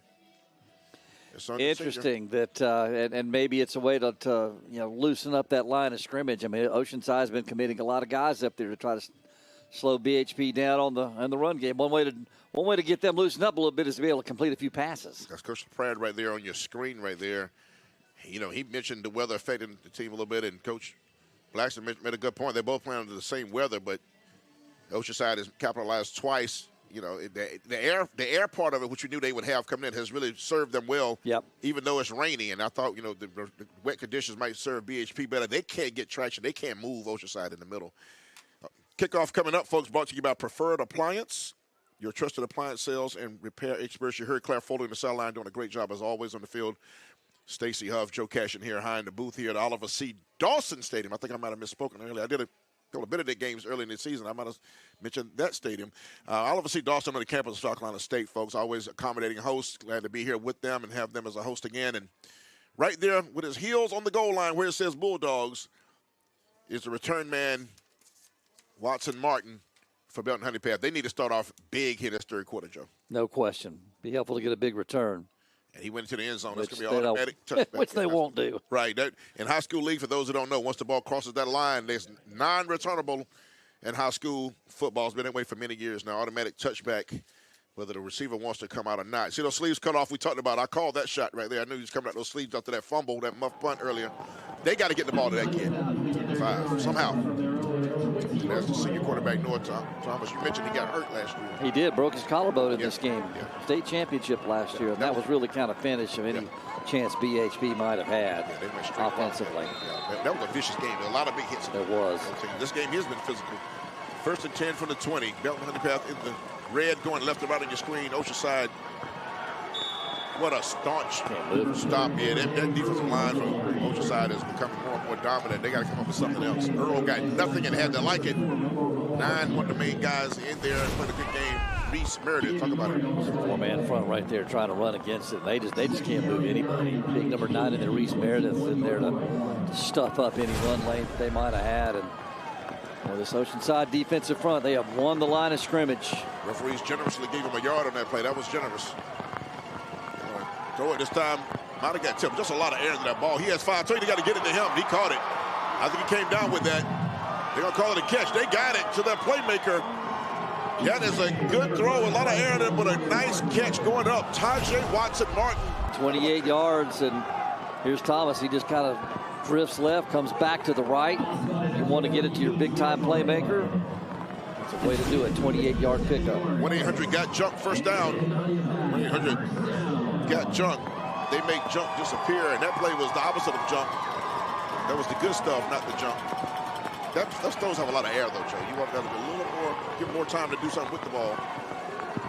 Ball's at the 48-yard line. And Thomas is going to keep it, and just nothing happened. 24 once again in there. Had himself a good ball game. Roe Parsons played well. Caused a fumble earlier with a big hit. I tell you, Mike Jones, number 70, he really can't be blocked. He doesn't. We won't get credit for this, but he just gums this whole thing up. Yeah. I mean, big number 70 in there in white. He's a run stopper in there. Yeah, I believe he's a young man. That's the Wofford commit. I think we mentioned earlier. Plays both ways. 24 right there. I think Roe Parsons played himself quite a game. And for a senior, his last game in that uniform, you want to go out playing a game like some of these seniors are going for both teams. Belton-Honea Path behind the stick, 2nd and 12. They're going to try the middle again, Joe, and not a lot going there. Got about 4. That's MJ Earl. Once again, Harriet on the tackle. For Oceanside. Harriet's young man, an interesting young man, but we have time to talk about his story a little bit as the game goes on. Harriet. They got to follow the rule in the middle of the line of scrimmage, and they got to find a way to get some passes downfield. They got to get some confidence off the one connection they just got. So Watson, Martin, right at midfield. Look over the middle. No, he's slinging to the left. He was behind everyone. The ball's underthrown badly, and it's going to be intercepted. Michael Strickler, and it is a flag down, but Strickler just read that like a punt. Too much air to that football, Joe. That thing was wobbling and all kind of stuff, just tumbling up there, but there is a flag. Yeah, this could be the contact downfield. We'll get them to adjudicate the malfeasance, Joe. See, I'm talking about it right. They're conversing right now. Adjudication process. Samuel Davis Jr., referee. And it is pass interference, so BHP gets a break on that one. That's a break. I mean, there are 3 defenders back there in coverage. And Thomas, he just chucks his ball up in the air. YOLO throw right there. Yeah. 5 had a chance at it as well. If Strickler doesn't intercept that, Wright is right there as well. They both are there. Strickler intercepted it from Wright. That's what happened. Yeah, I just don't know about that one right there, Stacy. I mean, I thought that was pretty good coverage on a well underthrown ball, but they're still talking about it. Yeah. The Usher Board meeting right here. There's Coach LaPrade on your screen. He's interested in the conversation. What if they're going to wave this off? They said it was tipped because it was tipped. Yeah. No, so that's going to be an interception. There you go. Inside football. It was tipped, and then contact is good after the tip. So Strickler give him the interception. And that was just a athletic play, but the ball was available. They say the ball might have been deflected from the line of scrimmage. Ball went straight up. Let's see it again. Here's Thomas. He'll take the snap. See if anybody gets close to it. I just think they waved it off. I think they got together and waved it because you see the contact there, but I saw a referee doing his hand, hitting his hand. He may have, but it was not. Yeah, it was not deflected at a line of scrimmage. I'd love to see where it got hit before it got picked. They correct the call that should have been made.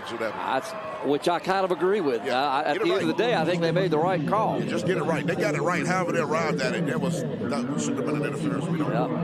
And clearly they don't think so either. The ball will be Oceanside football. They have the 14-point lead. All the momentum. And the ball at the 21-yard line. That kid, Manavian, we talked about him earlier, over 7,500 yards as a junior. Next year, he may have a chance. He'll have a chance to touch 10,000. Well, I think he gets 10,000. It might be 11. Yeah, it might be 11. Muncie, look counter step. Hit hard at the 23-yard line. Belton-Honea Path defense has not played bad. They really haven't, Stacy. I mean, that was Grady Melton on the stop right there. You'll see Muncie, he just tries to bounce this out to the right, and Grady Melton's able to close and make the sure tackle for just a short gain. But I'll tell you this, if Oceanside gets 3 scores up in this game, BHP is going to be a real, I mean, it's like people out there going like, duh. Yeah, I mean, if they get 3 scores up the way their defense is playing, it's going to be tough for the Bears. BHP, because they've already struggled running the ball. It'll be predictable the other way, passing the ball. And the coach already said they're going to pass it more, but after the interception, we'll see if he adjusts that. Oh, that ball off the hands. This could just be an incomplete pass, but off the hands of number 4, Ty Garner. Only a sophomore. He's allowed some playing time as a 10th grader. I'll tell you, Manavian can put some heat on that. He's got a rifle. He can put some heat on that football out there. That had some steam on it. Yeah, listed at 6'1". Even has another year to grow and all that kind of thing. But he's going to be a kid that's definitely going to play on Saturdays. And what level will be determined. But he has like cannon, which we saw the last couple of years. Big play here for BHP's defense. They've got to get off the field here. 3rd and 8 for Oceanside. Headed toward the 8-minute mark. Navian dancing in the pocket again. He's going to run it. He slid down early and got hit. There's no rule about giving yourself up, not getting hit in high school, but he got hit after he slid. Borderline, Joe. They gave him forward progress on the slide, too, it looked like. Because he was short of that first down. Good pressure by BHP to flush Monavian here. You see the edge pressure, and he's able to scramble out of there, and he starts to slide, and he's about a yard short of his first down. He started, when he started slid, should have been 2 yards. They gave him an extra yard on that. And they're keeping everybody in. This is to try to draw BHP off. Got to be. If the BHP, you got to be careful. They don't just run up the middle, too. They've had success running the ball up the middle. Let's see if they try to snap this thing here. You can't jump. And they almost did. He did the hard clap. That's what they're trying to do. Yeah, they almost jumped that time. They're not going to snap this. No, they're not. They're hard clap. Yeah, and it would be a shaky move. You already got control of the game, up 2 scores. Why give them the ball? We'll step away with them, folks. Oceanside Collegiate, 14. Belton-Honea Path, 0. It's a 3A state championship game, SCHSL Weekend of Champions.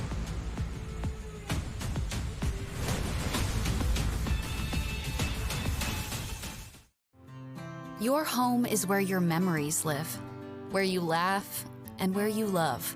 We understand the importance of the valuables under your roof, tangible and intangible alike. So no matter what's around the corner, we'll be there, offering you and your family the support that's made Farm Bureau Insurance a trusted name for nearly 70 years. You deserve more. You deserve a promise.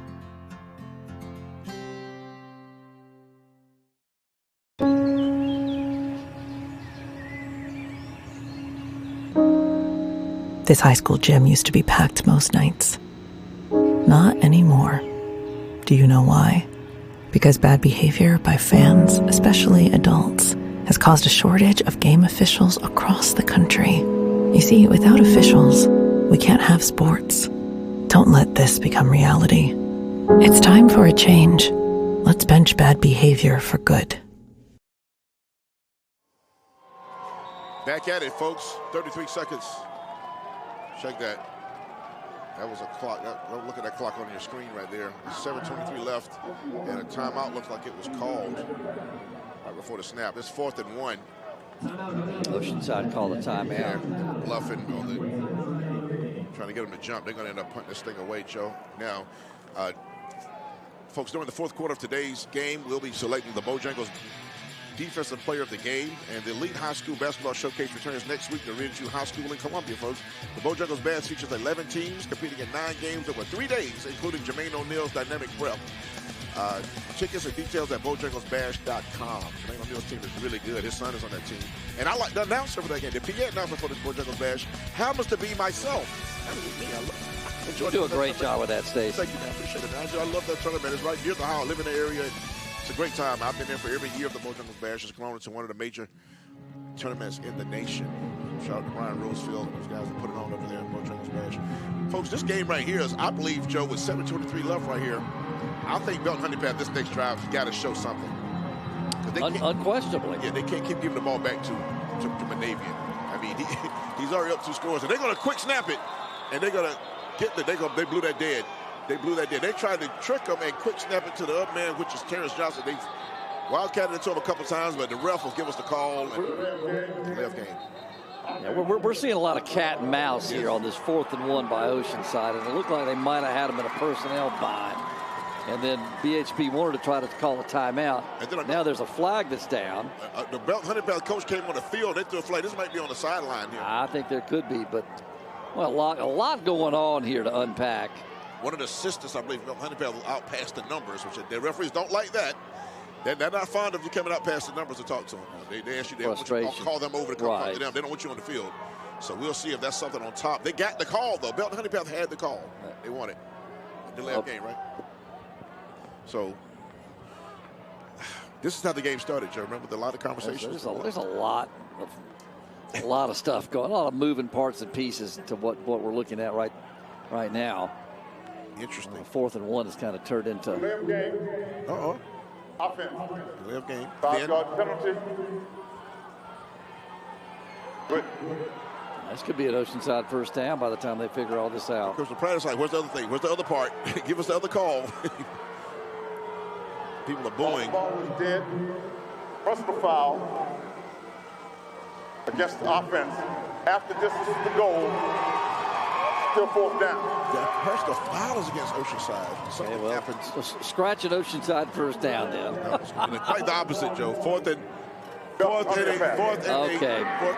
distance phone call. Okay, sideline warning for the sideline warning is the assistant you were talking about. The 2 adjudicatable calls were against Oceanside. Yeah. Okay. Not sure what the personal foul where that came in.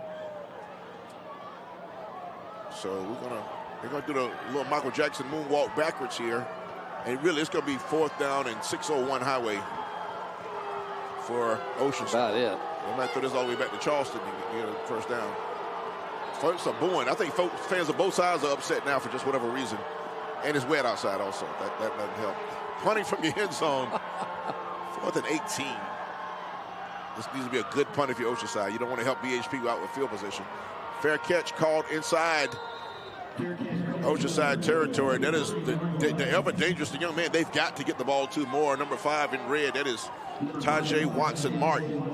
Has the one long catch the last drive, Joe. They got to figure out a way to let him touch it, though. Well, you're starting on plus territory now if you're BHP. I mean, you really couldn't ask for much better here. The way this game has unfolded to this point, obviously you'd like to be in the lead, but you're not. You're 14-0 down, still plenty of time. This is very doable, but this is field position again that BHP has got to go get some points to try to get back in this game and get something on track offensively. And as fast as Oceanside has been flowing to the football, do you wonder if they go some reverse action here, some against the grains, get them flowing one way. Because they're just fast and physical. I mean, Oceanside has been playing great on defense, especially up front. First down at the 49. They're going to look over the middle this time. Thomas is going to break the pocket. He's directing traffic. He's going to tuck it and get right at 5 yards. That's a decent run that time on first down, but couldn't get anyone free down the field, Joe. He's trying to direct some traffic and trying, I think, to get one of his backs to flow down the field a little bit, but of course he was unable to get in the ball, and he's able to pick up a little bit of yards. So he picks up about 5, as you call it. You see him scrambling right here, Stacy. Gets kind of flushed. Then he, again, trying to direct some traffic that says, you know what, I'm just going to do what I can on the ground and step out of bounds. And they're not afraid of him throwing the ball downfield, so they're not going for a lot of fakes. They're just not afraid of him throwing it over their heads. 2nd and 6, call it. MJ Earl thought he had a little room there, but it got a good surge, so it's going to be 3rd and very manageable. 3rd and 2 from the 41-yard line. Good job on the left side. Got a player down for Belton-Honea Path, face down on the field. They're going to get some attention. The lineman down for the Bears. That is number 60 who's down. That's Keegan Mosher. He's a starting left guard. Trainers from both sidelines are converging at number 60. But let's take a look if we see it right here.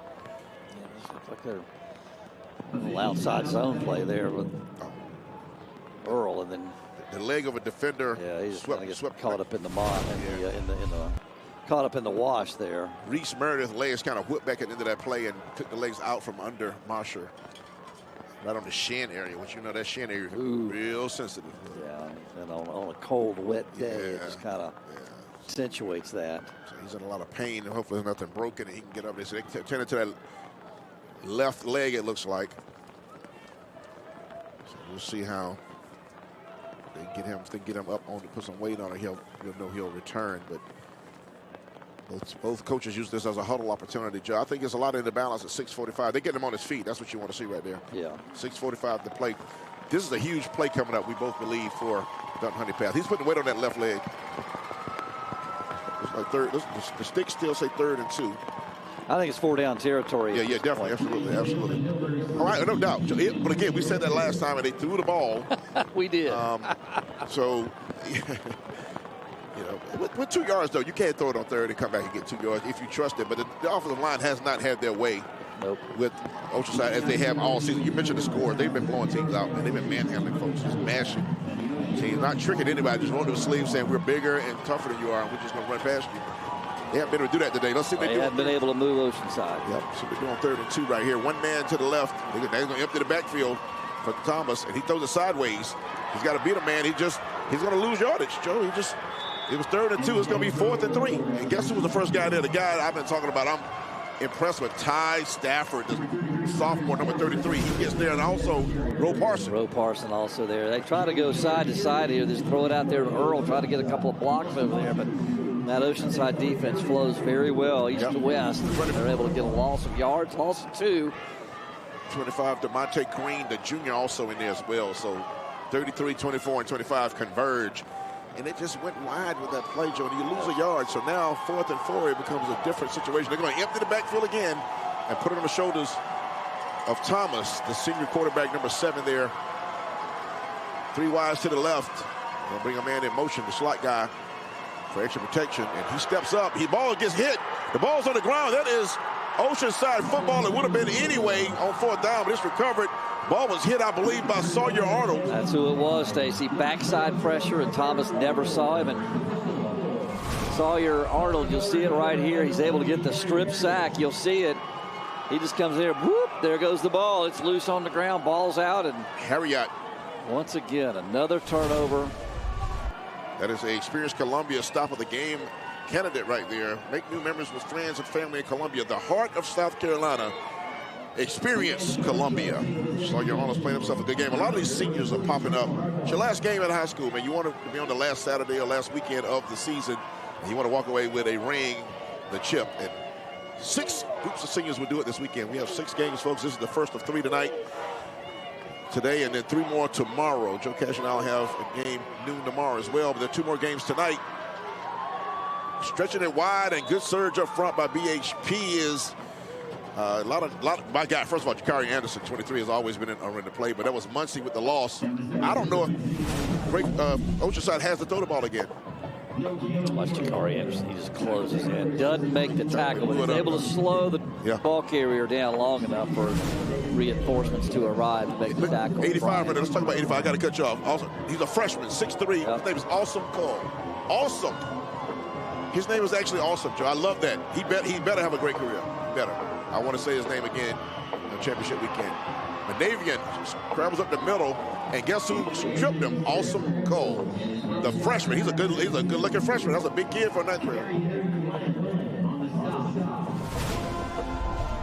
Oh, that might be the wrong. Okay, Kamaza Bryant. I'm looking at the wrong. It's been a long day. That's Kamaza Bryant. 85 is for Oceanside. Stacy Huff era.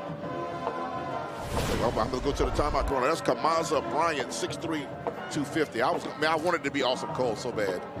I want a freshman out there to make it plays. That's Oceanside's 85. You know, when I saw that name, I'm like, that kid's got to get on the field at some point in his game, right? Man. That's what we want to see. I wanted it too bad. That was the wrong roster.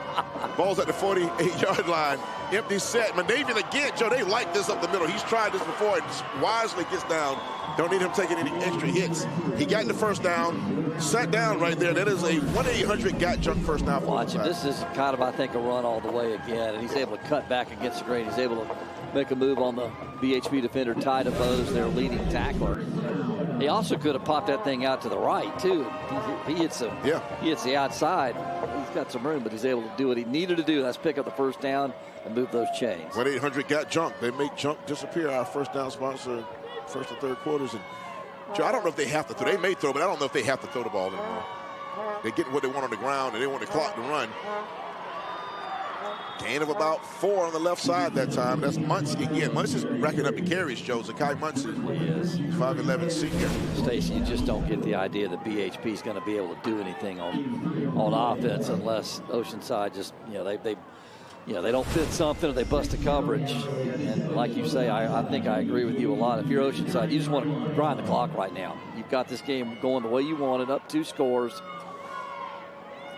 The name on the field, folks, is Willie E. Jeffries Field. Shout out to the great Willie Jeffries. I do a lot of IMC events. I stole so many of his jokes and lines from IMC events. He's just a great speaker, great guy, a great person to talk to. Did so much here at South Carolina State University. Yeah, when I was growing up, I used to watch the Willie Jeffers football show Me every too, Sunday. me too. Every Sunday around lunchtime, 12:30, I think is when it came on. Yes, sir, it did, around the church. And that's 6 on the run. He's going to run that for a first down. They don't have to run anymore, man. They don't have to throw anymore. They're running. Cooper Webb, the junior, that's, I believe, his first carry of the ball. I mean, he called up a short pass earlier, but that's a run. They threw a quick pass. My bad. They threw a quick pass over there. He's a receiver, but that's his second touch of the ball game. He's only a junior. They have cats that are coming back. But Navian's a junior. He's a junior. 24 on defense. They got some young kids on both sides of the ball that will be coming back, and that's a 1-800 got junk first down once again for the Land Sharks. The Land Sharks having their way in the water today. Muncie up the middle. Muncie keeps the legs driving. He's going to surge forward, Joe, for about 6. That was the offensive front that time. He just pushed people back. Guys like Mike Jones and Luke Crady and Bronco Thompson, J.B. Crady, Grant Costello, guys up front. We had to get their names mentioned here. They've done a nice job. Absolutely, they have. Both lines for Oceanside have been dominant. And conversely, Belton-Honea Path has had dominant play at times from the defensive line. Just couldn't get the same thing on offense. Nope. And they're threatening that red zone again. We haven't been able to talk red zone a lot. We had a lot of big plays in this ball game, but Doctors Implants is our red zone sponsor there. Threatening it once again, going right to left on your screen. Oceanside Land Sharks trying to get another chip. Another trophy on the trophy case there. And Muncie again trying the right side, and he twists and spins down. It's going to be just short, Joe, of another first down inside the Doctors Implant red zone. Doctors Implant, folks, empowering people through full mouth dental implants. Really getting the feeling right now that Oceanside just leaning on BHP, Stacy. The BHP desperately needs to keep them out of the end zone, force a turnover, do something. They need one of those turnovers they got. They got 2 of them earlier. They need another one of those things. Yep. If they would put an order in for something right now, that's what they'd order up on a scoop and score or a pick 6, because the offense has been stagnant. Yes. They're going to take Muncie again, and he got hit and kept it. That looked like a tired team, Joe. He got hit, and they couldn't hold the tackle. That's going to be a first down. I think he got the line of the game. Yeah, the first hit was behind a line of scrimmage. It would have been a big play, but he stepped out of the first hit. And he's Muncie, not the biggest guy in the world at 5'11" or so. And he rushes hard. You'll see how hard he runs right here. You called it. Gets hit in the backfield by Bryant and is able to get away from Bryant and just scamper ahead, get that first down. And once again, here's we go under a minute left here in this third quarter. And they're in no hurry. They're loitering. They get arrested for loitering right now. They're taking the time in that huddle show. What are you doing next week? I don't know what you're doing. What's up with the senior trip? Christmas plans. They're going to use all of the play clock. Empty set, Navian, and they throw it anyway to Coop. Again, that little swing pass, they get it on the right side. They tried to the left, Joe. I don't know. They stopped the clock, not sure. That's a sure thing throw. They just did not. Kind of a long handoff there, Stacy. Just kind of a long handoff that the receiver was unable to come up with Cooper Webb. And if he catches that, he's going to pick up close to first down yardage. Had a blocker out in front of him, but that stops the clock. You're late third, but Oceanside really kind of feeling it right now as we get set to head towards the final 12 minutes. Ball's resting comfortably right at the 16-yard line. 2nd and 10. They're going to give Muncie a trot in the middle again. A good job up front by Belton-Honea Path. Still fighting hard, but Muncie is also refusing to go down. He's driving those legs, man. And that kid has played himself a good ball game his senior season. Last game in Oceanside uniform. So the clock's going to keep ticking right here. They're going to end that quarter right there. So 3 in the books. Putting 4 fingers in the air. We have 1 quarter to settle it. Oceanside in control, 14-0 over Belton-Honea Path. 3A state championship game.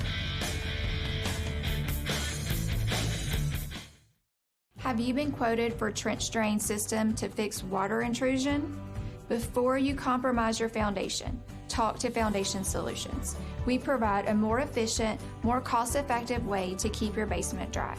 With 30 years of experience in Western North Carolina, we bring guaranteed work, financing options, and real peace of mind.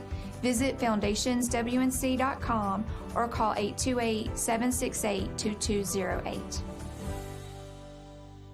We were tired of our old bathroom, but we thought remodeling was overwhelming and expensive. And that's when we found Palmetto Bath. They brought their showroom to us with their no-pressure design consultation, making designing our new shower easy and fun. And their employee installer was professional and efficient. He took out our old tub and put in a new walk-in shower. Thanks to Palmetto Bath, we got the shower of our dreams at a price we could afford. Call today for your free consultation and tell them Megan sent you. After fire, water, or storm damage, it can feel like the heart of the season is lost. But for more than 50 years, A&I Fire and Water Restoration has helped families across the Carolinas reclaim life's most important moments. Because coming home isn't just about walls and floors, it's about memories and traditions. A&I Fire and Water Restoration, restoring more than property, restoring the moments that matter most. You can rely on A&I. I got into my car. I started to back out when a Jeep hit me from behind. I heard about the Stanley Law Group through cutting Mark Stanley's hair when he was 5 years old, and he and his two brothers were my first 3 regular customers. I've heard Mark talk plenty of times about how these accidents are very trying on people, and that it's not about the money, it's about long-term health. I would recommend the Stanley Law Group because I believe they're men of their word.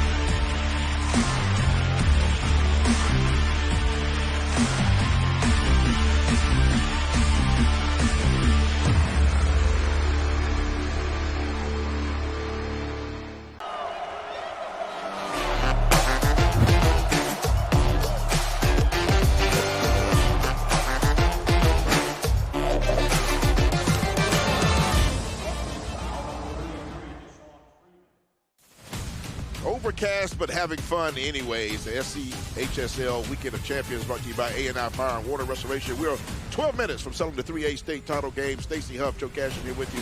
Claire Foley on the sidelines. Belton-Honea Path trailing, trying to get a stop here. Ocean Collegiate, 14-point lead, trying to score a dagger touchdown right here. 3rd and 8. Oceanside in white. Oh, man came free, but Navy cornered him, and that's going to be really good defense. He didn't turn they dropped the flag. He didn't turn his head around. That was Grady Melton.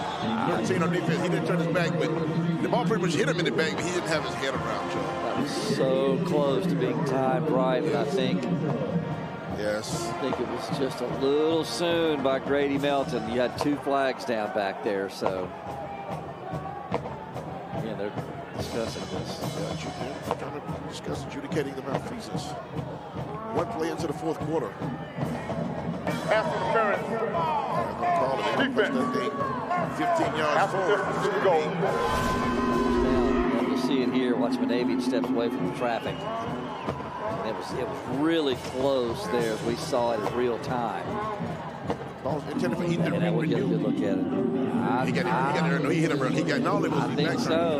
I think so. We haven't called Redeem's name, Joe. And that's his first time we saw him really targeted. 6'2", 6'8". Yeah.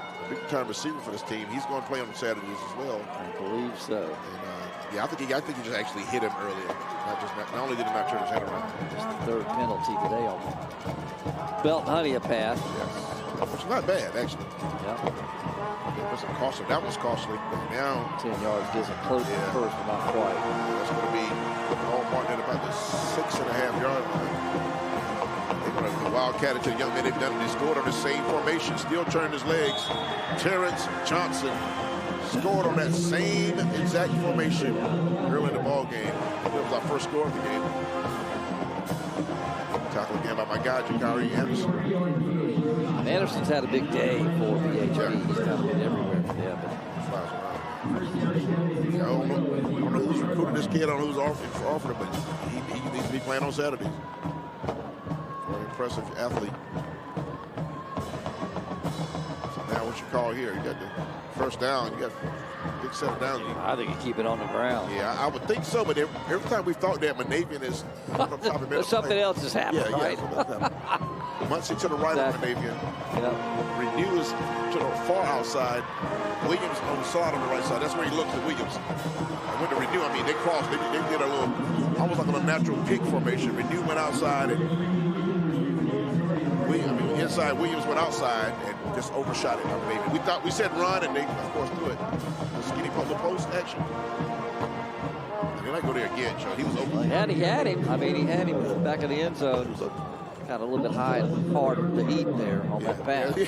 Yeah, he should have threw the off-speed pitch that time. He threw the fastball. He came in with the four-seamer. Yes, the change-up would have been perfect. Yeah. They have Johnson in the backfield again with the Wildcat.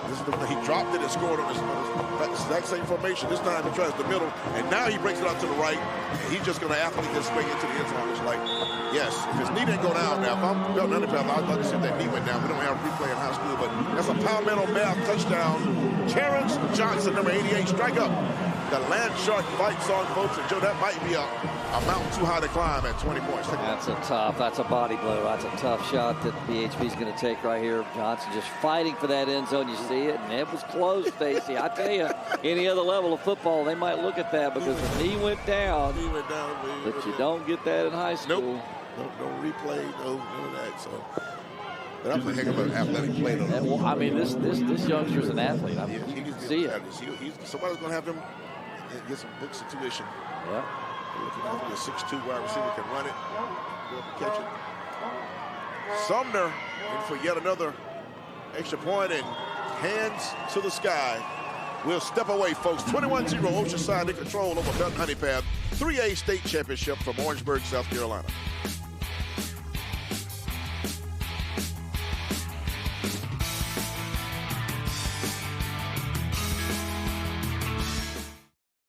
Hi, Mom. I've got an invisible junk pile. How do you know? When my friends saw it, I could see it. Other people can always see them. Can you make it disappear? All you have to do is point, Mom. It's gone. Save $55 on junk removal. Book today.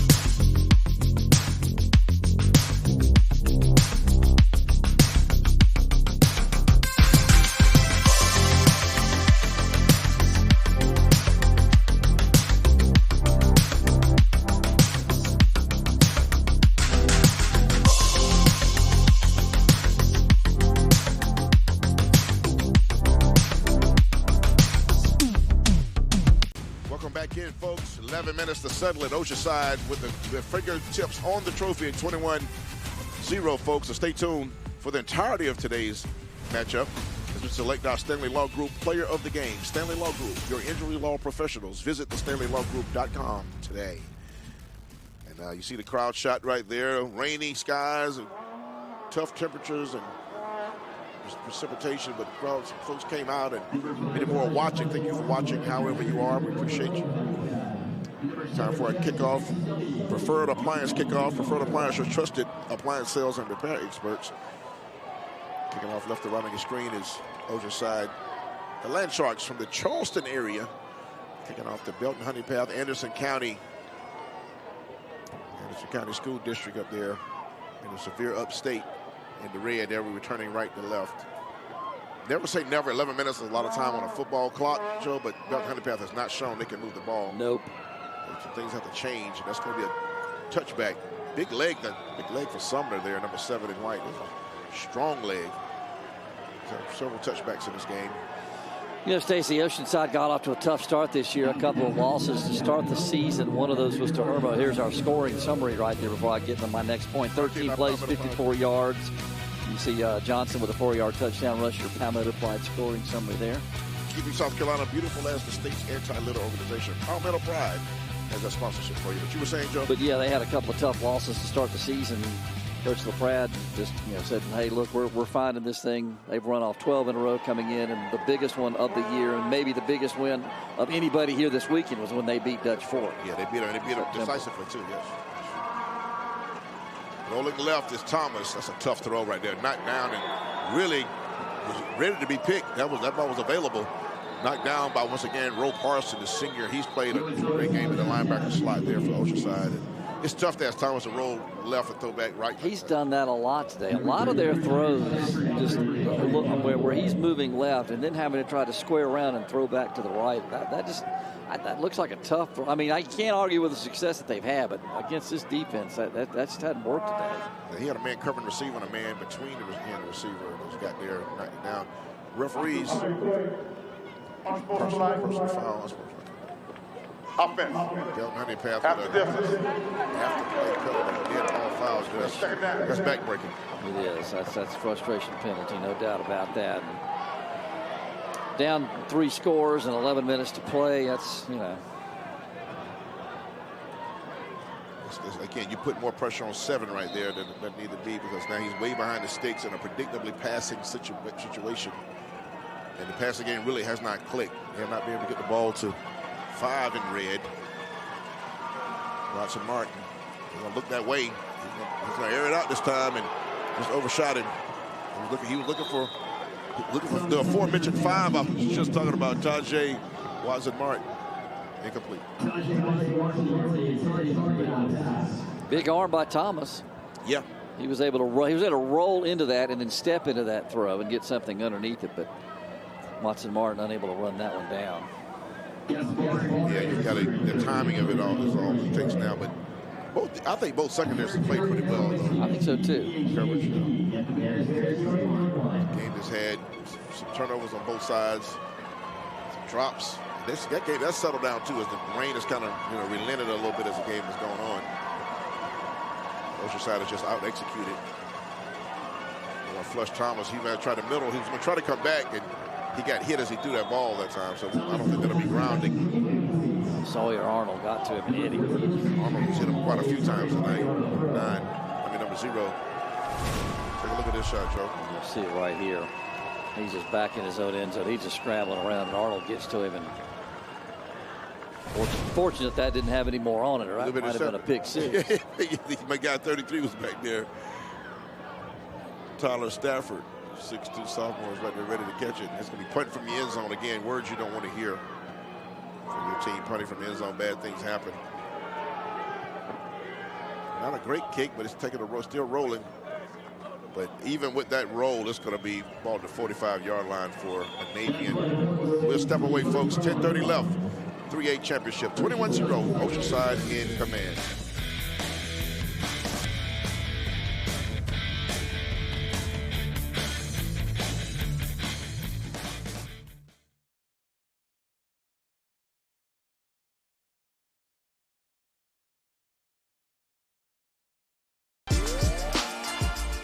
Playing high school sports have made me a better person, especially with my mental toughness and endurance, and gave me a growth mindset. High school sports are worth protecting because it gives students an outlet to become what they want to be.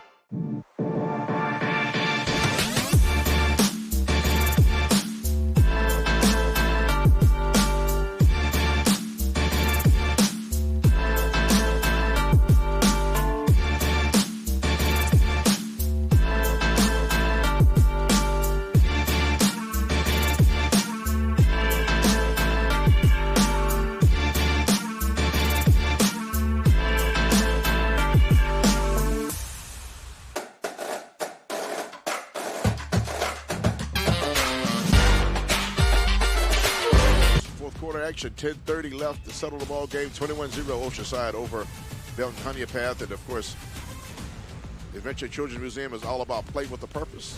Immersive hands-on exhibits that light up curiosity for guests of all ages. Visit Adventure in Columbia or Myrtle Beach and see how much fun learning together can be. Adventure.org. Joe Manavian right there, 10. I keep saying he maybe has thrown his last pass of the game because of the clock, but they keep throwing it. It's okay. Everything they do has kind of worked, and they can sense a tip, right? That's Muncie. Oh, dancing in a hole. He breaks containment, gets to that secondary really quick, Joe, with great footwork. Another first down in this fourth quarter. Let's give some love to Stewart Law Offices. One moment can change your life. Stewart Law Offices has over 25 years of protecting the rights of the injured. Visit StewartLawOffices.net today. Again, great blocking by that Oceanside Collegiate offensive front. We gave them their names. Gave you their names a series or two ago. Costello, Crady, Jones, Crady, Thompson, those guys up front, they have done a great job today. And boy, Muncie had all kind of room out there. Green turf in front of him, 21-yard pickup. Really did. Good job up front, as you mentioned. Under 10 to play. They're dominating now. Ball inside the 25-yard line. And Davis going to look to pass it. Dancing in the pocket. He has great pocket awareness and footwork. Hit as he throws wide open. Did he get a foot down? He did not. It was very close, Joe. The ball was in the air forever, but he was wide. He was behind everyone. Boy, Aiden Benavian somehow creates enough time for himself. We'll see it here. Let's see. He might have got one down, Joe. Let's get the. Oh, no, he did not. Good job by the referee. Good, umpire over there. Good job. Good job, and a good job by the camera work to get that clear shot that he caught the ball, but the foot was on the turf, the white turf over there. So, but Benavian did a phenomenal job just to give himself time to. He extended the play, and then was able to almost connect on what would have been quite an improbable touchdown pass. That was amazing job by the official. That was quick. That was a quick little stutter step with the feet there. And they've been only 129, but they've been a meaningful 129. He struck when it counted. He showed some adroitness there, Stacy. There you go. Thank you very much. I meant to get that word in. We haven't. I was thinking it's been several games since we worked that word in there. So yes. as we wrap it up this week. That's right. Got to get the joint back. Adroitness has got to be in here somehow. Got to be. And obviously, when you're clumsy, you're a maladroit. You're a maladroit person when you're not smooth like there you go. But this player's all adroit. That's my guy. I hate to see that. Jakari Anderson, the senior linebacker, he's played himself quite a game. Yes. And he's down to get him up on his feet. I want to see that. He put a little weight. Can he put the weight on the leg? Not a lot. Not a lot. He's flown around this game, man. Many tackles at the backfield. And he's must have been a lot of pain, not putting a lot of weight on that leg. So we hope wish him the best. Hope he's okay. A senior, folks. That youngster's left it all on the field today. Sure, it's the right leg. 6'2" kid, got good height. He'll put more weight on. Looks good. Yeah, he'll be a good-sized linebacker on the next level. Definitely has really good speed. But Benavian and his crew coming downhill inside the 25-yard line, 2nd and 10. They'll throw it outside. That's Cooper dancing inside the 10, the 5. Oh, I think they're going to rule him down at the 1. He went down. He might have been on somebody, though. I thought he scored. Cooper Webb, the 5'10" junior. This is going to be bang, bang. We'll see what the umpires could not see. I thought he fell across on a defender. Watch this out here. Watch the block out here by the wideout Renew. He's the one who really springs this thing. And now as he gets close to that goal line, I'm not sure if he's did his backside may have hit the turf. His wallet. The wallet, exactly. Yeah, the leg might have gone down too. Yeah, what's in your wallet, right? Right. Well, right. The shin is down. Okay. The shin went down about the 1-yard line, so the shin counts as a knee. I think that's what they say. That's fine. But that's a heck of a run by this young man. Yeah, again, a junior, another kid that'll come back next year. Him and Navian will be a combination to watch next year. I tell you, this will be. If this score holds up and this result ends as it's kind of looking right now, this will be Oceanside's 3rd consecutive state championship. The first one was at the 2A level. Then they moved up to 3A last year, won it. Looking like they're going to win this one, and you've got that injured BHP player out there too. Made a touchdown-saving tackle. And to your point, Stacy, they got a lot of talent back next year. They do. Especially one of your most important guys, if not the important guy on the team, and that's your quarterback, who can go. Absolutely. A difference maker at that position gives you all the chance in the world. For sure. 42 is Avery Bishop, a senior. 42 made that tackle to prevent the touchdown, but he rolled. He rolled Cooper Webb over on his own ankle. Great effort to make the stop out there, stop him short of the touchdown. That's a kid that's still, they fight to the very end here. 9:32 to play, and you always feel like you get a stop and get it back to your offense. You can do something. Let's see if he can. This will be 2 starters or 2 players out on this drive. His left leg has put no weight was the left ankle. He was grabbing his left ankle. So that's in really back-to-back plays. Jakari Anderson, and then this young man right here, 42 going out, and Avery Bishop. Bishop. So, I mean, everything looks like a chip right now for Oceanside. You mentioned a three-peat.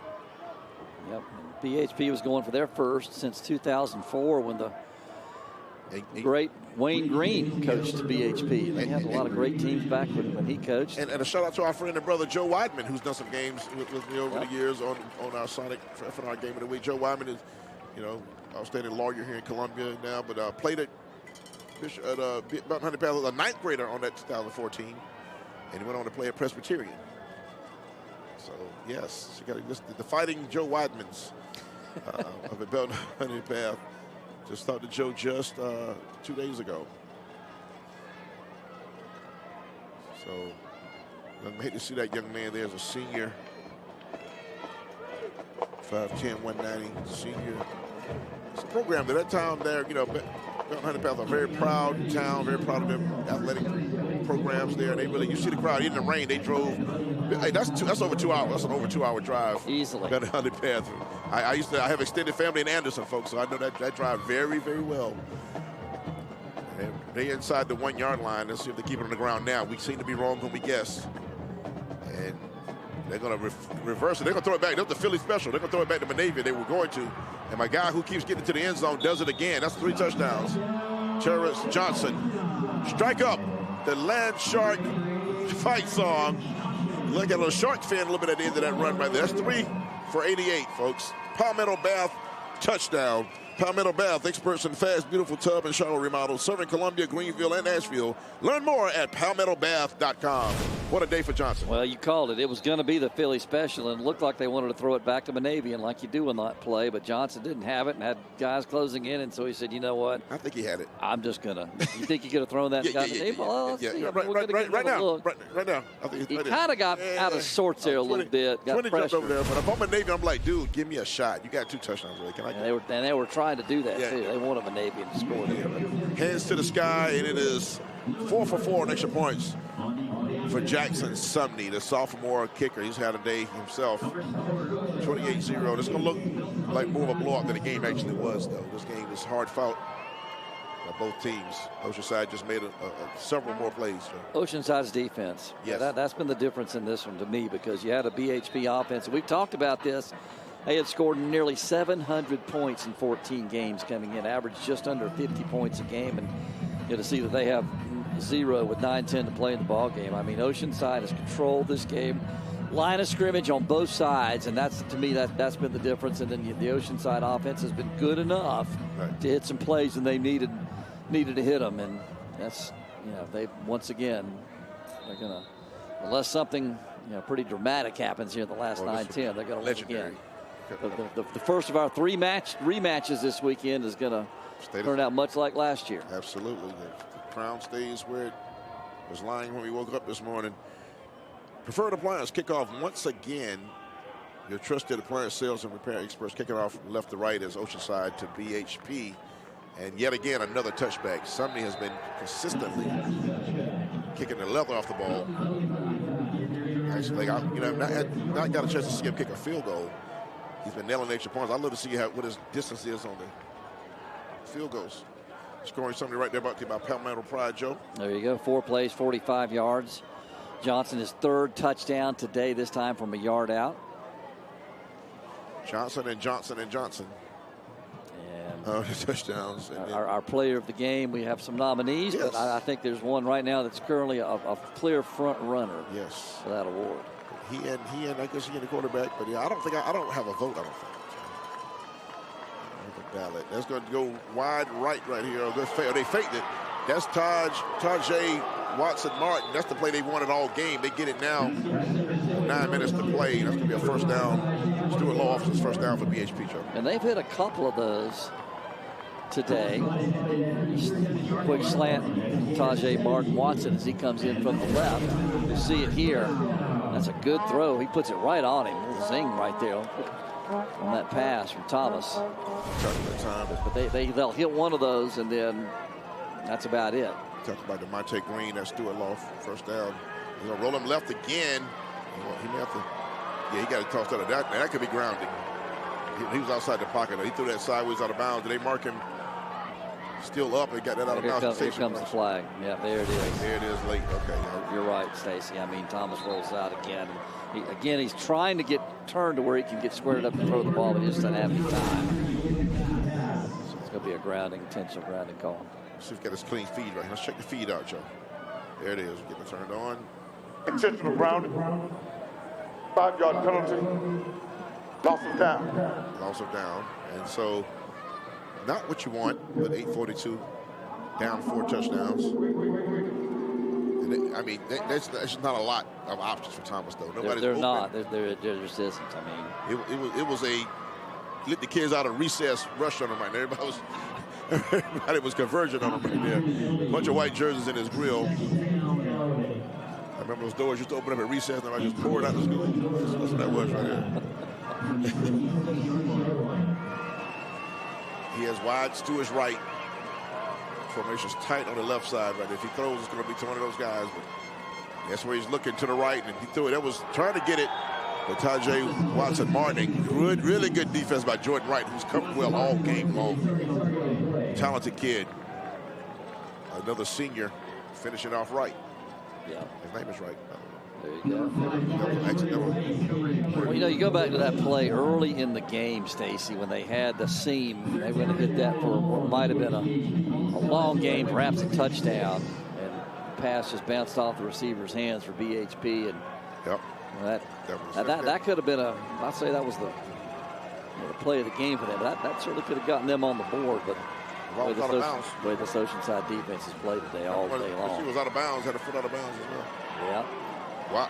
Thomas throws that one just up, and it's just who wants to catch it.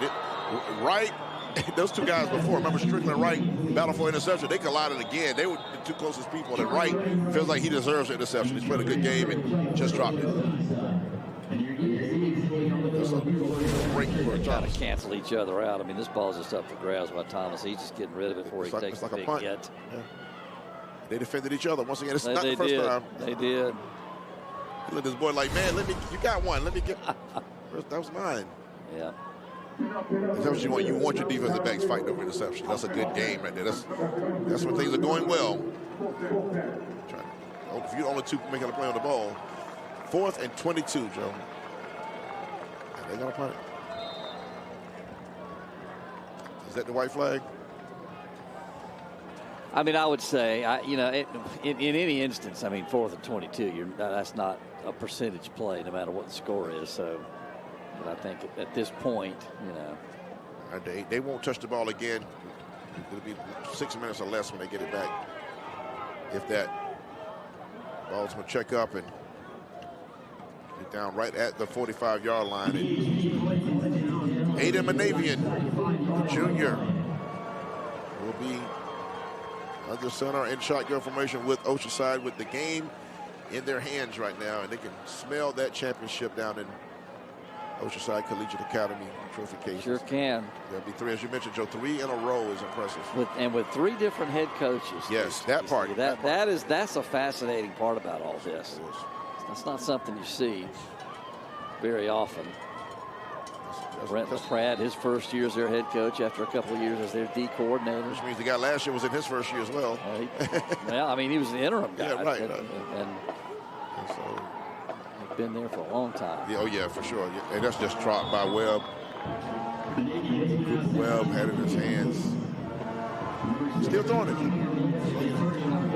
Well, it's fun. Have fun. Might as well. I mean, play your game. You got to play your game. That's a testimony to the talent and the pride in that program. Though you go 3 different coaches. John has shown up to play. They're playing for whomever comes. And it can't be the exact same system 3 times. It's got to be something different. They've adjusted. Taking a shotgun. Airing it out again. Now, one thing I would say right now, they got some pretty stout kids in red right now. I don't know how many hits I want Manavian taking. But again, I promise you nobody asked me. Helmet off that time. That is Kamarion Glenn. Helmet off. He has to leave the field for a play. See Manavian back there. Tries to go out to the left, doesn't have it. Then he gets pressured. Then he scrambles. He's able to pick up 2. 2 yards the tough way. And for Oceanside, just get that clock running and melt that thing. Leader Liberta, a junior, was in on that action. So I hadn't called his name, 44 out there. A lot. He's in the game now, too. We've had 2 players go out the last series, so some replacements are in. Linebacker and D-line. Navian, shoulder roll. He's a double move somewhere. He's going to throw it down the middle and had a man wide open. That was another good-looking underclassman. Ty Garner. Just threw it behind him. Yeah, he was running free. He sure was. He was there.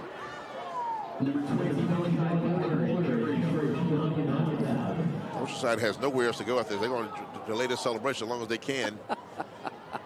The first 3 quarters got moving pretty good once the game came on, but this 4th quarter is going to be dragged on a bit. We're not even halfway through the 4th quarter. These incomplete passes are going to do what they do. They're going to punt now. You thought they might. I said they wouldn't get the ball back to BHP under 6 minutes, but they threw some incompletions there to help them out. High kick. It's going to turn over. Fair catch called at the 14-yard line by Watson Martin.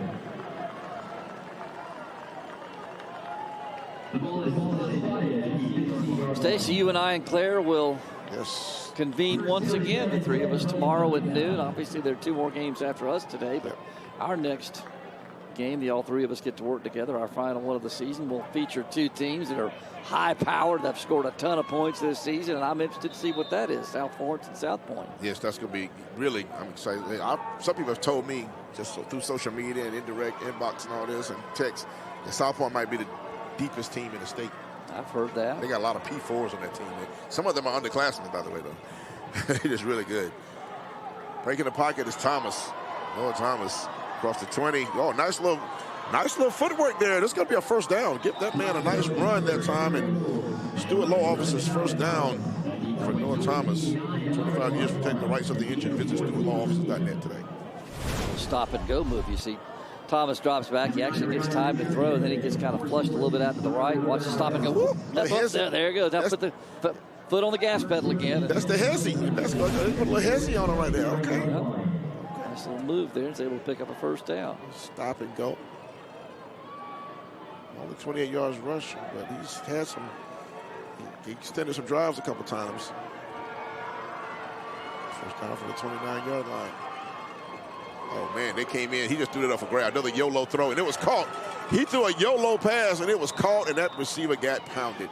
Harriot had a big hit on. I thought Mike Jones might get him a pick in here.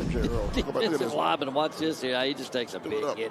This ball's up, and I thought Mike Jones might go up there and make a catch, but credit DHB right there. Credit Earl for going up there and being able to reel that ball in. For all of that for no gain. Yeah, they completely. The ball came loose at the end because that pop. Harriot separated receiver from ball. Yep, sure did. You want that if you can get it. 2nd and 10. Give to Earl around the left side. Cuts back across the middle, and that's going to be a nice little gain of about 6. It's been a great broadcast. I want to thank our crew, our director, Joe Ferrara, our producer, Kevin Pasanick, K-Paz, graphics, Ryan Lutz, on audio, Chris Davis, replay, Kelsey Crook, on video, Beth Rickenbacker. Cameras are Taylor Shirley, Tiffany Joyner, Mike Weinmiller, Nick Case, Jessica Pasanick, and the TOC is Rick Dolan, our stats guy, Ryan Johnson. My guy, big-time Ryan Johnson, representing Blythewood High School. Tech manager Kyle Lang and EIC Andrew Taylor. Of course, 6 minutes to play here. I got my guy, Joe Cashin, longtime voice of the Chanticleers of Coastal Carolina, in the booth with me. Claire Foley doing a great job on the sidelines, and I'm merely Stacy Huff. Nice little pass to the flank out there, and that's a good run. He did no hesitation, got right upfield, Joe, and they're going to move the sticks again. Good run for MJ Earl. Stanley Law, first down. Looks like That'd be Stuart Law. Check that. Stuart Law, first down. Check this Paul out here, number 14. See a good little ward-off block right there to spring that. He allows Tajay Watson Martin to pick up the first down. First downs have been few and far between today for BHP offensively. Stuart Law getting a workout on this drive here. They put some first downs together. It's a lot. I think Johnny Mathis once sang a song, Too Much, Too Little, Too Late. I think it was him. I think he was part of that. MJ Earl tries the right side. Did that come out of the end? They ripped it out of the end. I think the ball was down. It was down, yeah. So it's going to be a gain of about 6 on that, maybe 7. Good run here by MJ Errol outside zone. They get a little blocking over there. He pops it outside the numbers. I don't know. That ball might have come out. I don't know about early. Well, they had a recovery anyway, but it came out early, I think. I think that might have been. Let's see it again. It doesn't really matter at this point, but it was out. I think so too. But anyway, BHP is able to recover nonetheless. Good 8-yard pickup for the Bears here. Call it 2nd and 3. But that's not going to be enough. You know, 7-yard runs is not going to do it down 4 touchdowns, Joe, with under 5 to play. They got a low snap, but airing it down the middle, just throwing it up. Caught. Tajay Watson-Martin spinning. He's going to score. Touchdown, BHP. Tajay Watson-Martin. Palmetto Bell touchdown for 5 in red. He finally got the pay dirt. Strike up the Bears fight song. Tajay Watson-Martin, that's his 11th touchdown reception of the season. Thomas throws it up there, just lets his guy run under it and make a play. You see it here. He steps into it, puts a lot of air into this thing. Watch Martin makes the adjustment to the ball, beats the defender to it, then steps out of the tackle, makes another guy miss, and 52 yards later, he's into the end zone of BHP, finally on the scoreboard. And that, you know, not having a shutout is on the, if you want to call a fault, that's on Oceanside because they stopped the clock, gave them time. They got to stay in their offense and be very confident to score. If they run the ball the last drive, this may not be time for that drive right there. Good snap, good kick, hands to the sky for the first time we get the shutout.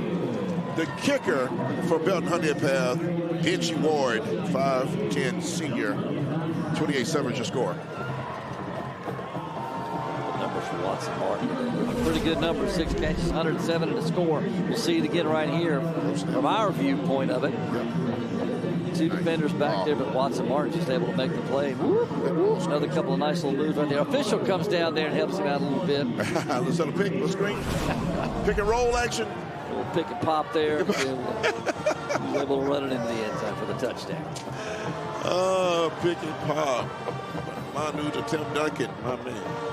28-7, 4:27 left before trophy presentation time for Oceanside Collegiate. Now, there's a comeback with 4:27. I'd love to be a part of it, just calling it.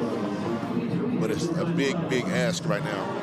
Maybe Oceanside will run it, but they get it next time. Well, you know what's coming. I mean, the only thing the BHP can do now is try an onside kick, try to steal another possession. You think Oceanside will stop the clock for him again and throw some? I wouldn't expect that if they recover. Yeah, if they will. I think they need to. Got to recover. I'm not critical. Wet turf, slick football. And listen, don't get me wrong. LaPrade right there has forgotten more football than I ever know. So I'm just not a criticism. I'm just an observer. I'm observing that the clock did not keep running the last drive. He knows what he's doing. He knows way more about it. Taking off from the 40-yard line and, you know, blatantly about to do this onside kick. They fake it like it's looking like it's going right. They need to hop. And it was a guy over there streaking down the sideline. If he could have gotten there a step early, he might be still running. That was Tajay Watson-Martin who always got over there to that ball. He catches that, man. He's still running. And now we got some extracurricular conversations after the play. Pleasantries. Yes. Everybody wants everybody's Christmas list. How much time now? You got to get the list now, Joe. I mean, it's right around the corner. We got 20 days. Yeah, it's going to be crowded. It's going to be crowded at the stores starting next week. So, hey, man, what you want? I don't think that's what they were saying. That's Manavian again. Let's see if we're going to be Aaron Manavian on this drive. Free kick infraction. Kick out of bounds. 5-yard penalty from the succeeding spot. Yeah. First down. That was on because of what I just said, Joe, but that gives Oceanside, the Land Sharks, the ball right at the 50, right at the well-known SC State Bulldog logo. Shout out to Coach Dennis Berry and South Carolina State University. Bulldogs, get up for the Bulldogs. They are MEAC champions headed to the Celebration Bowl. Great job in that program. Try the right side with Muncie. Boy, Muncie got hit that time by 44. The first guy there, that was Leland Laberta. He's a junior. He'll be back next year. Leland Liberta, 44. That's one run, Joe. We'll see if we keep it on the ground here. I think they absolutely are going to. You know. They are very much deliberate, taking the time. They're going to massage that play clock as much as they can. Gain of about 3 on that last play.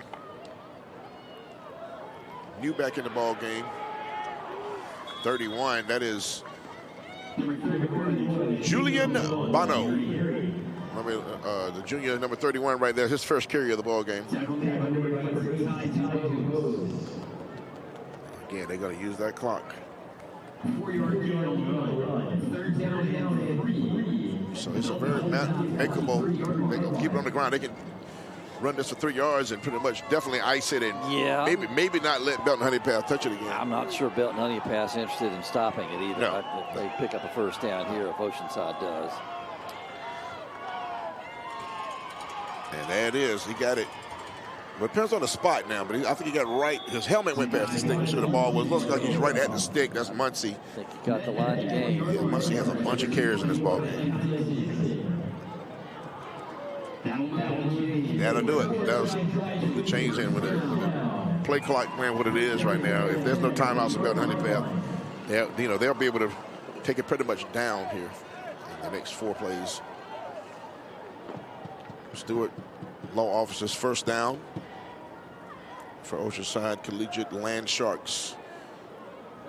Chucktown folks. Belton-Honea Path, Anderson County, the rematch.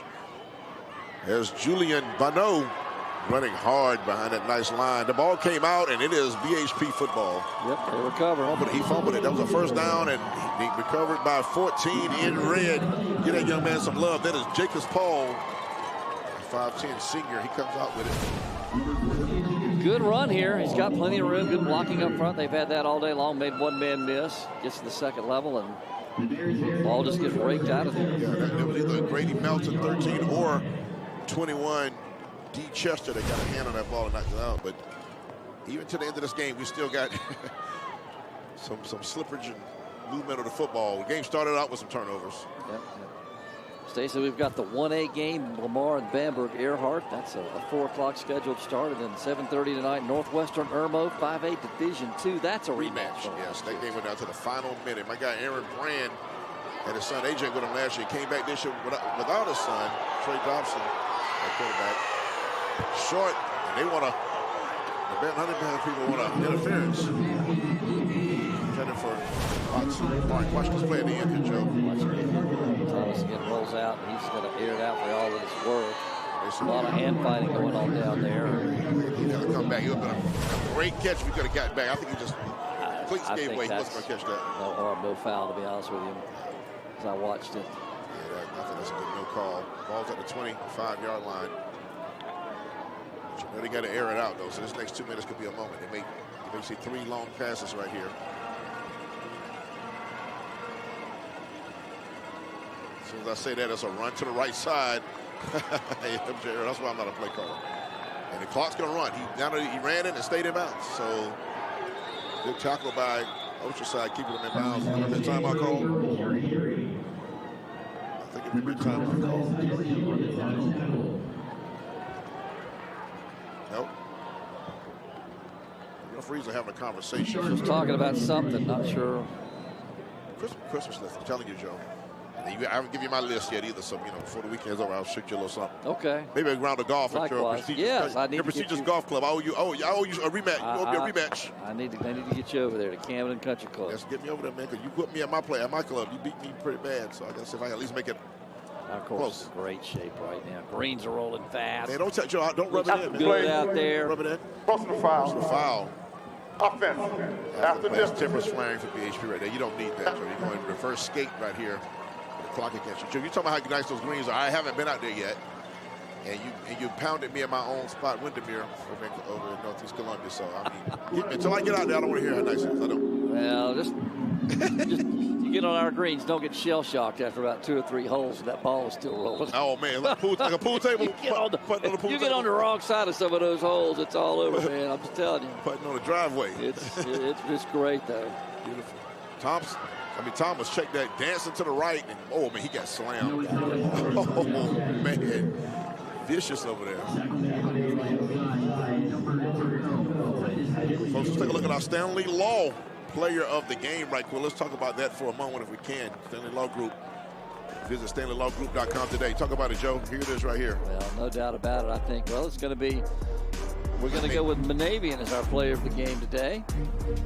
You see his numbers right there, 11 of 21, 152 yards, a touchdown, and ran for 43 more. So Monavian, the junior quarterback, came into this game with 3,800 yards passing on the season and more than 40 touchdowns. Here's your Stanley Law Group player of the game. Good job. Shout out to Aiden Monavian. He has a little help from his buddy Terrence Johnson as well. But, yeah, congratulations to Aiden Monavian. Johnson had 3 touchdowns, but Monavian is the guy. He came in a junior, breaking records. This is a young program at Oceanside. When he leaves, he's going to have all the past. No question. And he's a kid who's led his team to. I know he was a starter last year. His year before that, his freshman year, I'm pretty sure he's backing up another kid. I can't remember his name, but the last 2 years, this has been Monavian's show. And, you know, he coming back next year. He's going to be the guy that's going to be really poised to have a senior season. It's going to be one that's going to be talked about a long time. A lot of talent coming with him, and he'll be passing that 10K mark next year as well. So shout out to him for getting another chip and player of the game. That's a young man that fumbled. They're showing confidence in the junior running back, giving it to him again. Julian Bono. Bono had a good run the last time, coughed it up, and he had a good run there. Picks up about 5. May have to stamp it one more time. My father-in-law's from an area outside of Charleston called Bono. So it's the same area. Look at LaPrade out there, the Sharks. He's not supposed to mind the wet. He's a shark, a land shark at that. Joe, you ever seen a land shark? No.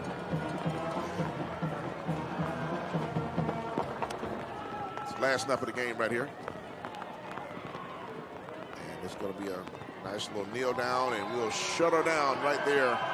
And we got to check that bath he got out right there. Look at that. He had the wetsuit on, though. He had the top ready. The pants might have not been ready, but the jacket. Congratulations, Oceanside Collegiate Land Sharks. You are champions yet again in 3A football, SCHSL. Weekend of Champions has 1 game in the books, folks. Joe already told you 2 more coming up. A 4 o'clock kick, bring us to 1A game. And then tonight, the topper for tonight would be Division 2 5A. Northwestern trying to defend their crown against Irmo, the team they beat for the title last year. Handshake, sportsmanship. Congratulations to Oceanside Collegiate. They win their 3rd straight state championship 2 years ago, 2A. In the last 2 years, they've been the 3A champs. And it was all Oceanside really today, Stacy. I mean, the teams kind of battled in a turnover-filled, mistake-filled first quarter, but then Oceanside started a drive. That 96-yard drive really was kind of the thing that got them jump-started. They put the first points of the board, or first points of the game, rather, on the board with a big touchdown pass, and then they're able to take command. And it was really, again, the story of the game today for them was their defense. They were able to shut down an incredibly high-powered BHP offense, and that's what keyed their win here this afternoon. Well said, Joe. Let's go down to the field with Claire Foley and Coach LaPrade, the victorious 3A state champ coach. LaPrade. Thanks, guys. Coach, first of all, congratulations. Thank you so much. Yeah, that was a big one. Kids worked really hard this year. They deserve to win. I'm freezing from the water, but it was great. It's good to see them kids get what they deserve. And BHP is a great team, too. You know, those kids worked hard. Neither team deserved to lose today. You told me earlier this week that in last year's game, you guys... This is unnecessary. We got too much going on over here. There's adults involved on the field. We don't know if we need to show this. This is ugly on the sidelines right here. Players, coaches. Bad. This is bad. This is a bad look right here. They need to separate these players. Belton-Honea Path players. If somebody's on the ground getting hit on the ground right now, they need to get people off that person on the ground right now. This is ugly.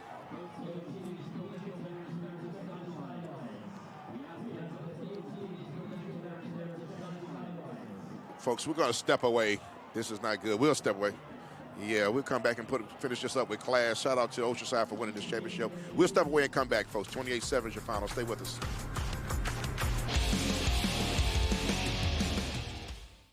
We were tired of our old bathroom, but we thought remodeling was overwhelming and expensive. And that's when we found Palmetto Bath. They brought their showroom to us with their no-pressure design consultation, making designing our new shower easy and fun. And their employee installer was professional and efficient. He took out our old tub and put in a new walk-in shower. Thanks to Palmetto Bath, we got the shower of our dreams at a price we could afford. Call today for your free consultation and tell them Megan sent you. The thing that makes me happy about my job is when I can look someone at the eye at the end of the case and know that I have made them happy, that I've helped them at a difficult point in their life. We've handled thousands of accident-related cases from settlement to trial. If you give us a call, we're going to get on the phone with you. If we need to drive somewhere to meet with you to make your life easier, we're going to drive out there and meet with you. You're the person who's been in the accident, you're the person that needs help, and at the Stewart Law Offices, we're going to go out of our way to help you.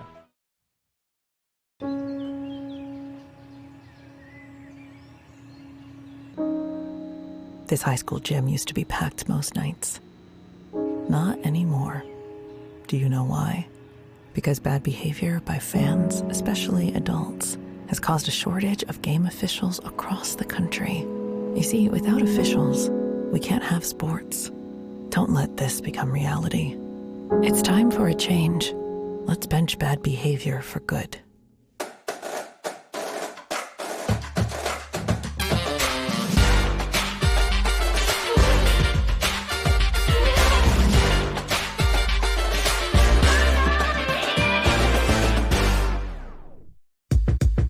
Number one priority is protecting our players.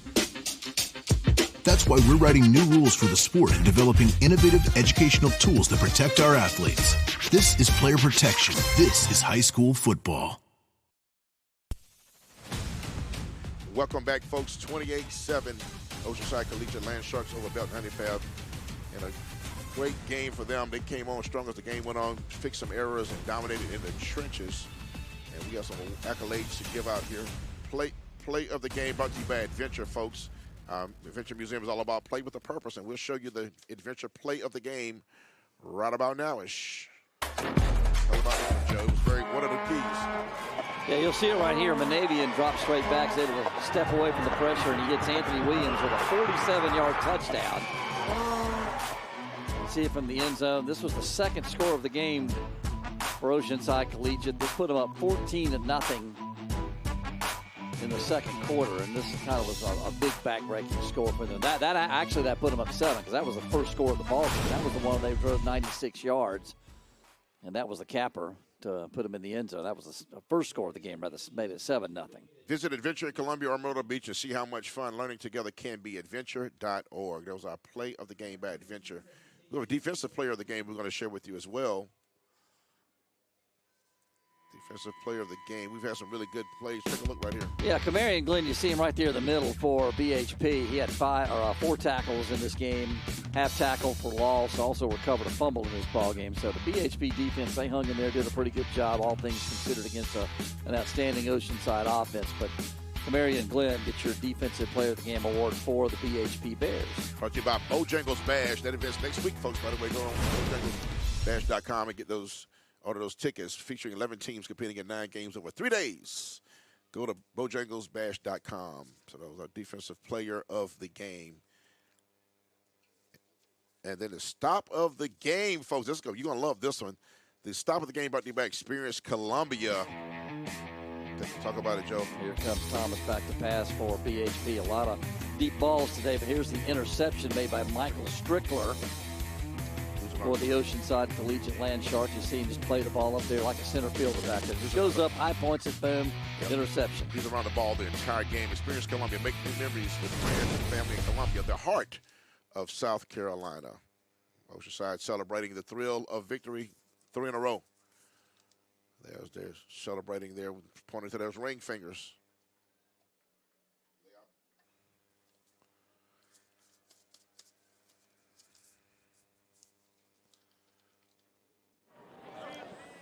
So 3 in a row for these guys, and congratulations to Brent LaPrade and the Oceanside Land Sharks. Yeah, they came on strong, man. That 4 touchdowns on the board. It was 0-0 for quite a while. Both teams giving the ball away. they kind of stopped giving it away and took control of the trenches, as I mentioned. And the passing game was there. The running game developed as the game went on, and their defensive line play was consistent throughout. So that equals a 28-7 ball game.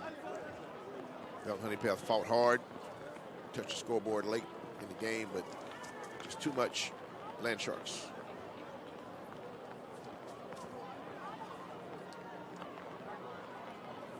Get their medals in just a moment. Champions and runners-up.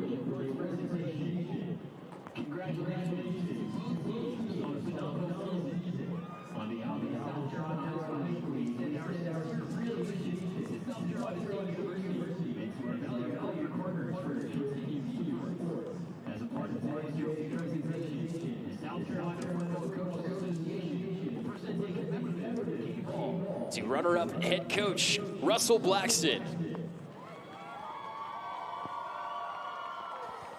The rain doesn't bother the winners. This one doesn't, Stacey. They're out there. It doesn't matter if you won this thing. The rain. The weather's always better in any situation when you get a trophy and you're the last team. The last team standing. One in the books, folks. 2 more coming up. Stay tuned. I got Jason Patterson and Toby Cates will have the call.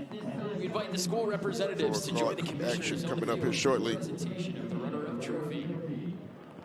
Accepting the state runner-up trophy on behalf of the Belton-Honea Path Bears is head coach Russell Blackston. Presentation of trophy going on down the field below us. Ladies and gentlemen, please join us in congratulating 2005 Class 98 runner-up. Again, at 4 o'clock or thereabouts.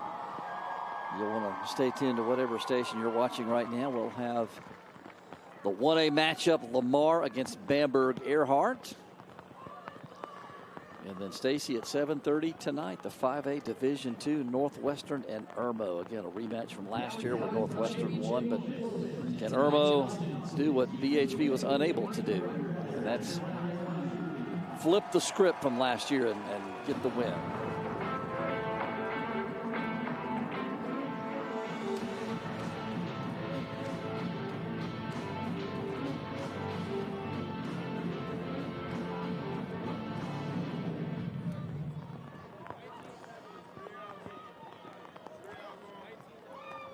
George, you mentioned it's going to be quite a night, I think.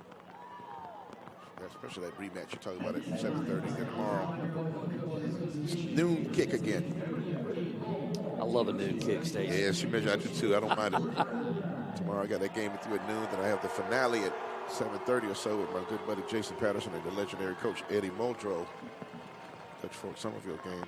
But South Point, South Florence will be a good one at noon. I'm really interested in that game. I've heard so much about South Point all year long.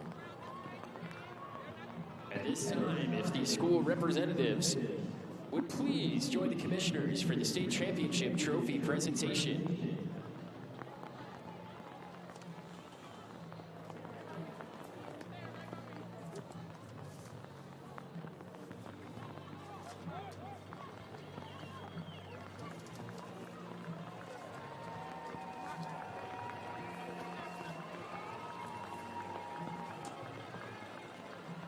Accepting the state championship trophy on behalf of their team, Oceanside Collegiate head coach Brent LaPrade.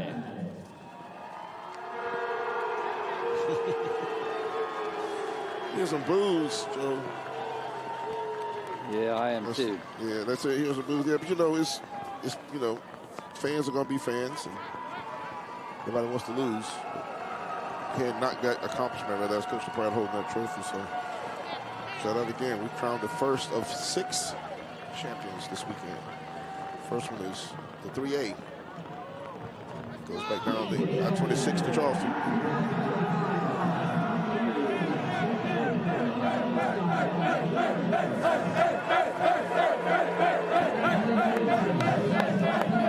Congratulations, Oceanside. You are the champions, 3A.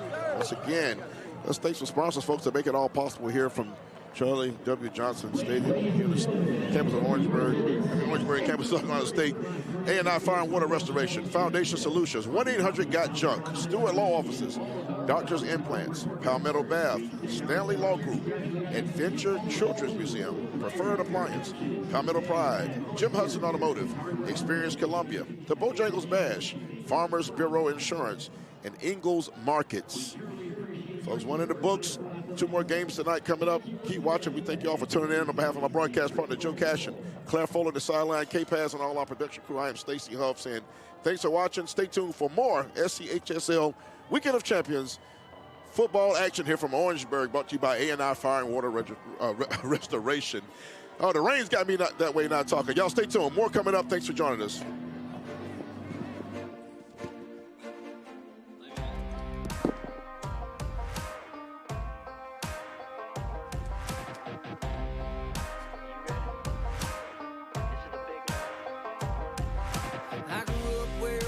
Simple and slow, learn right from wrong, work road to road.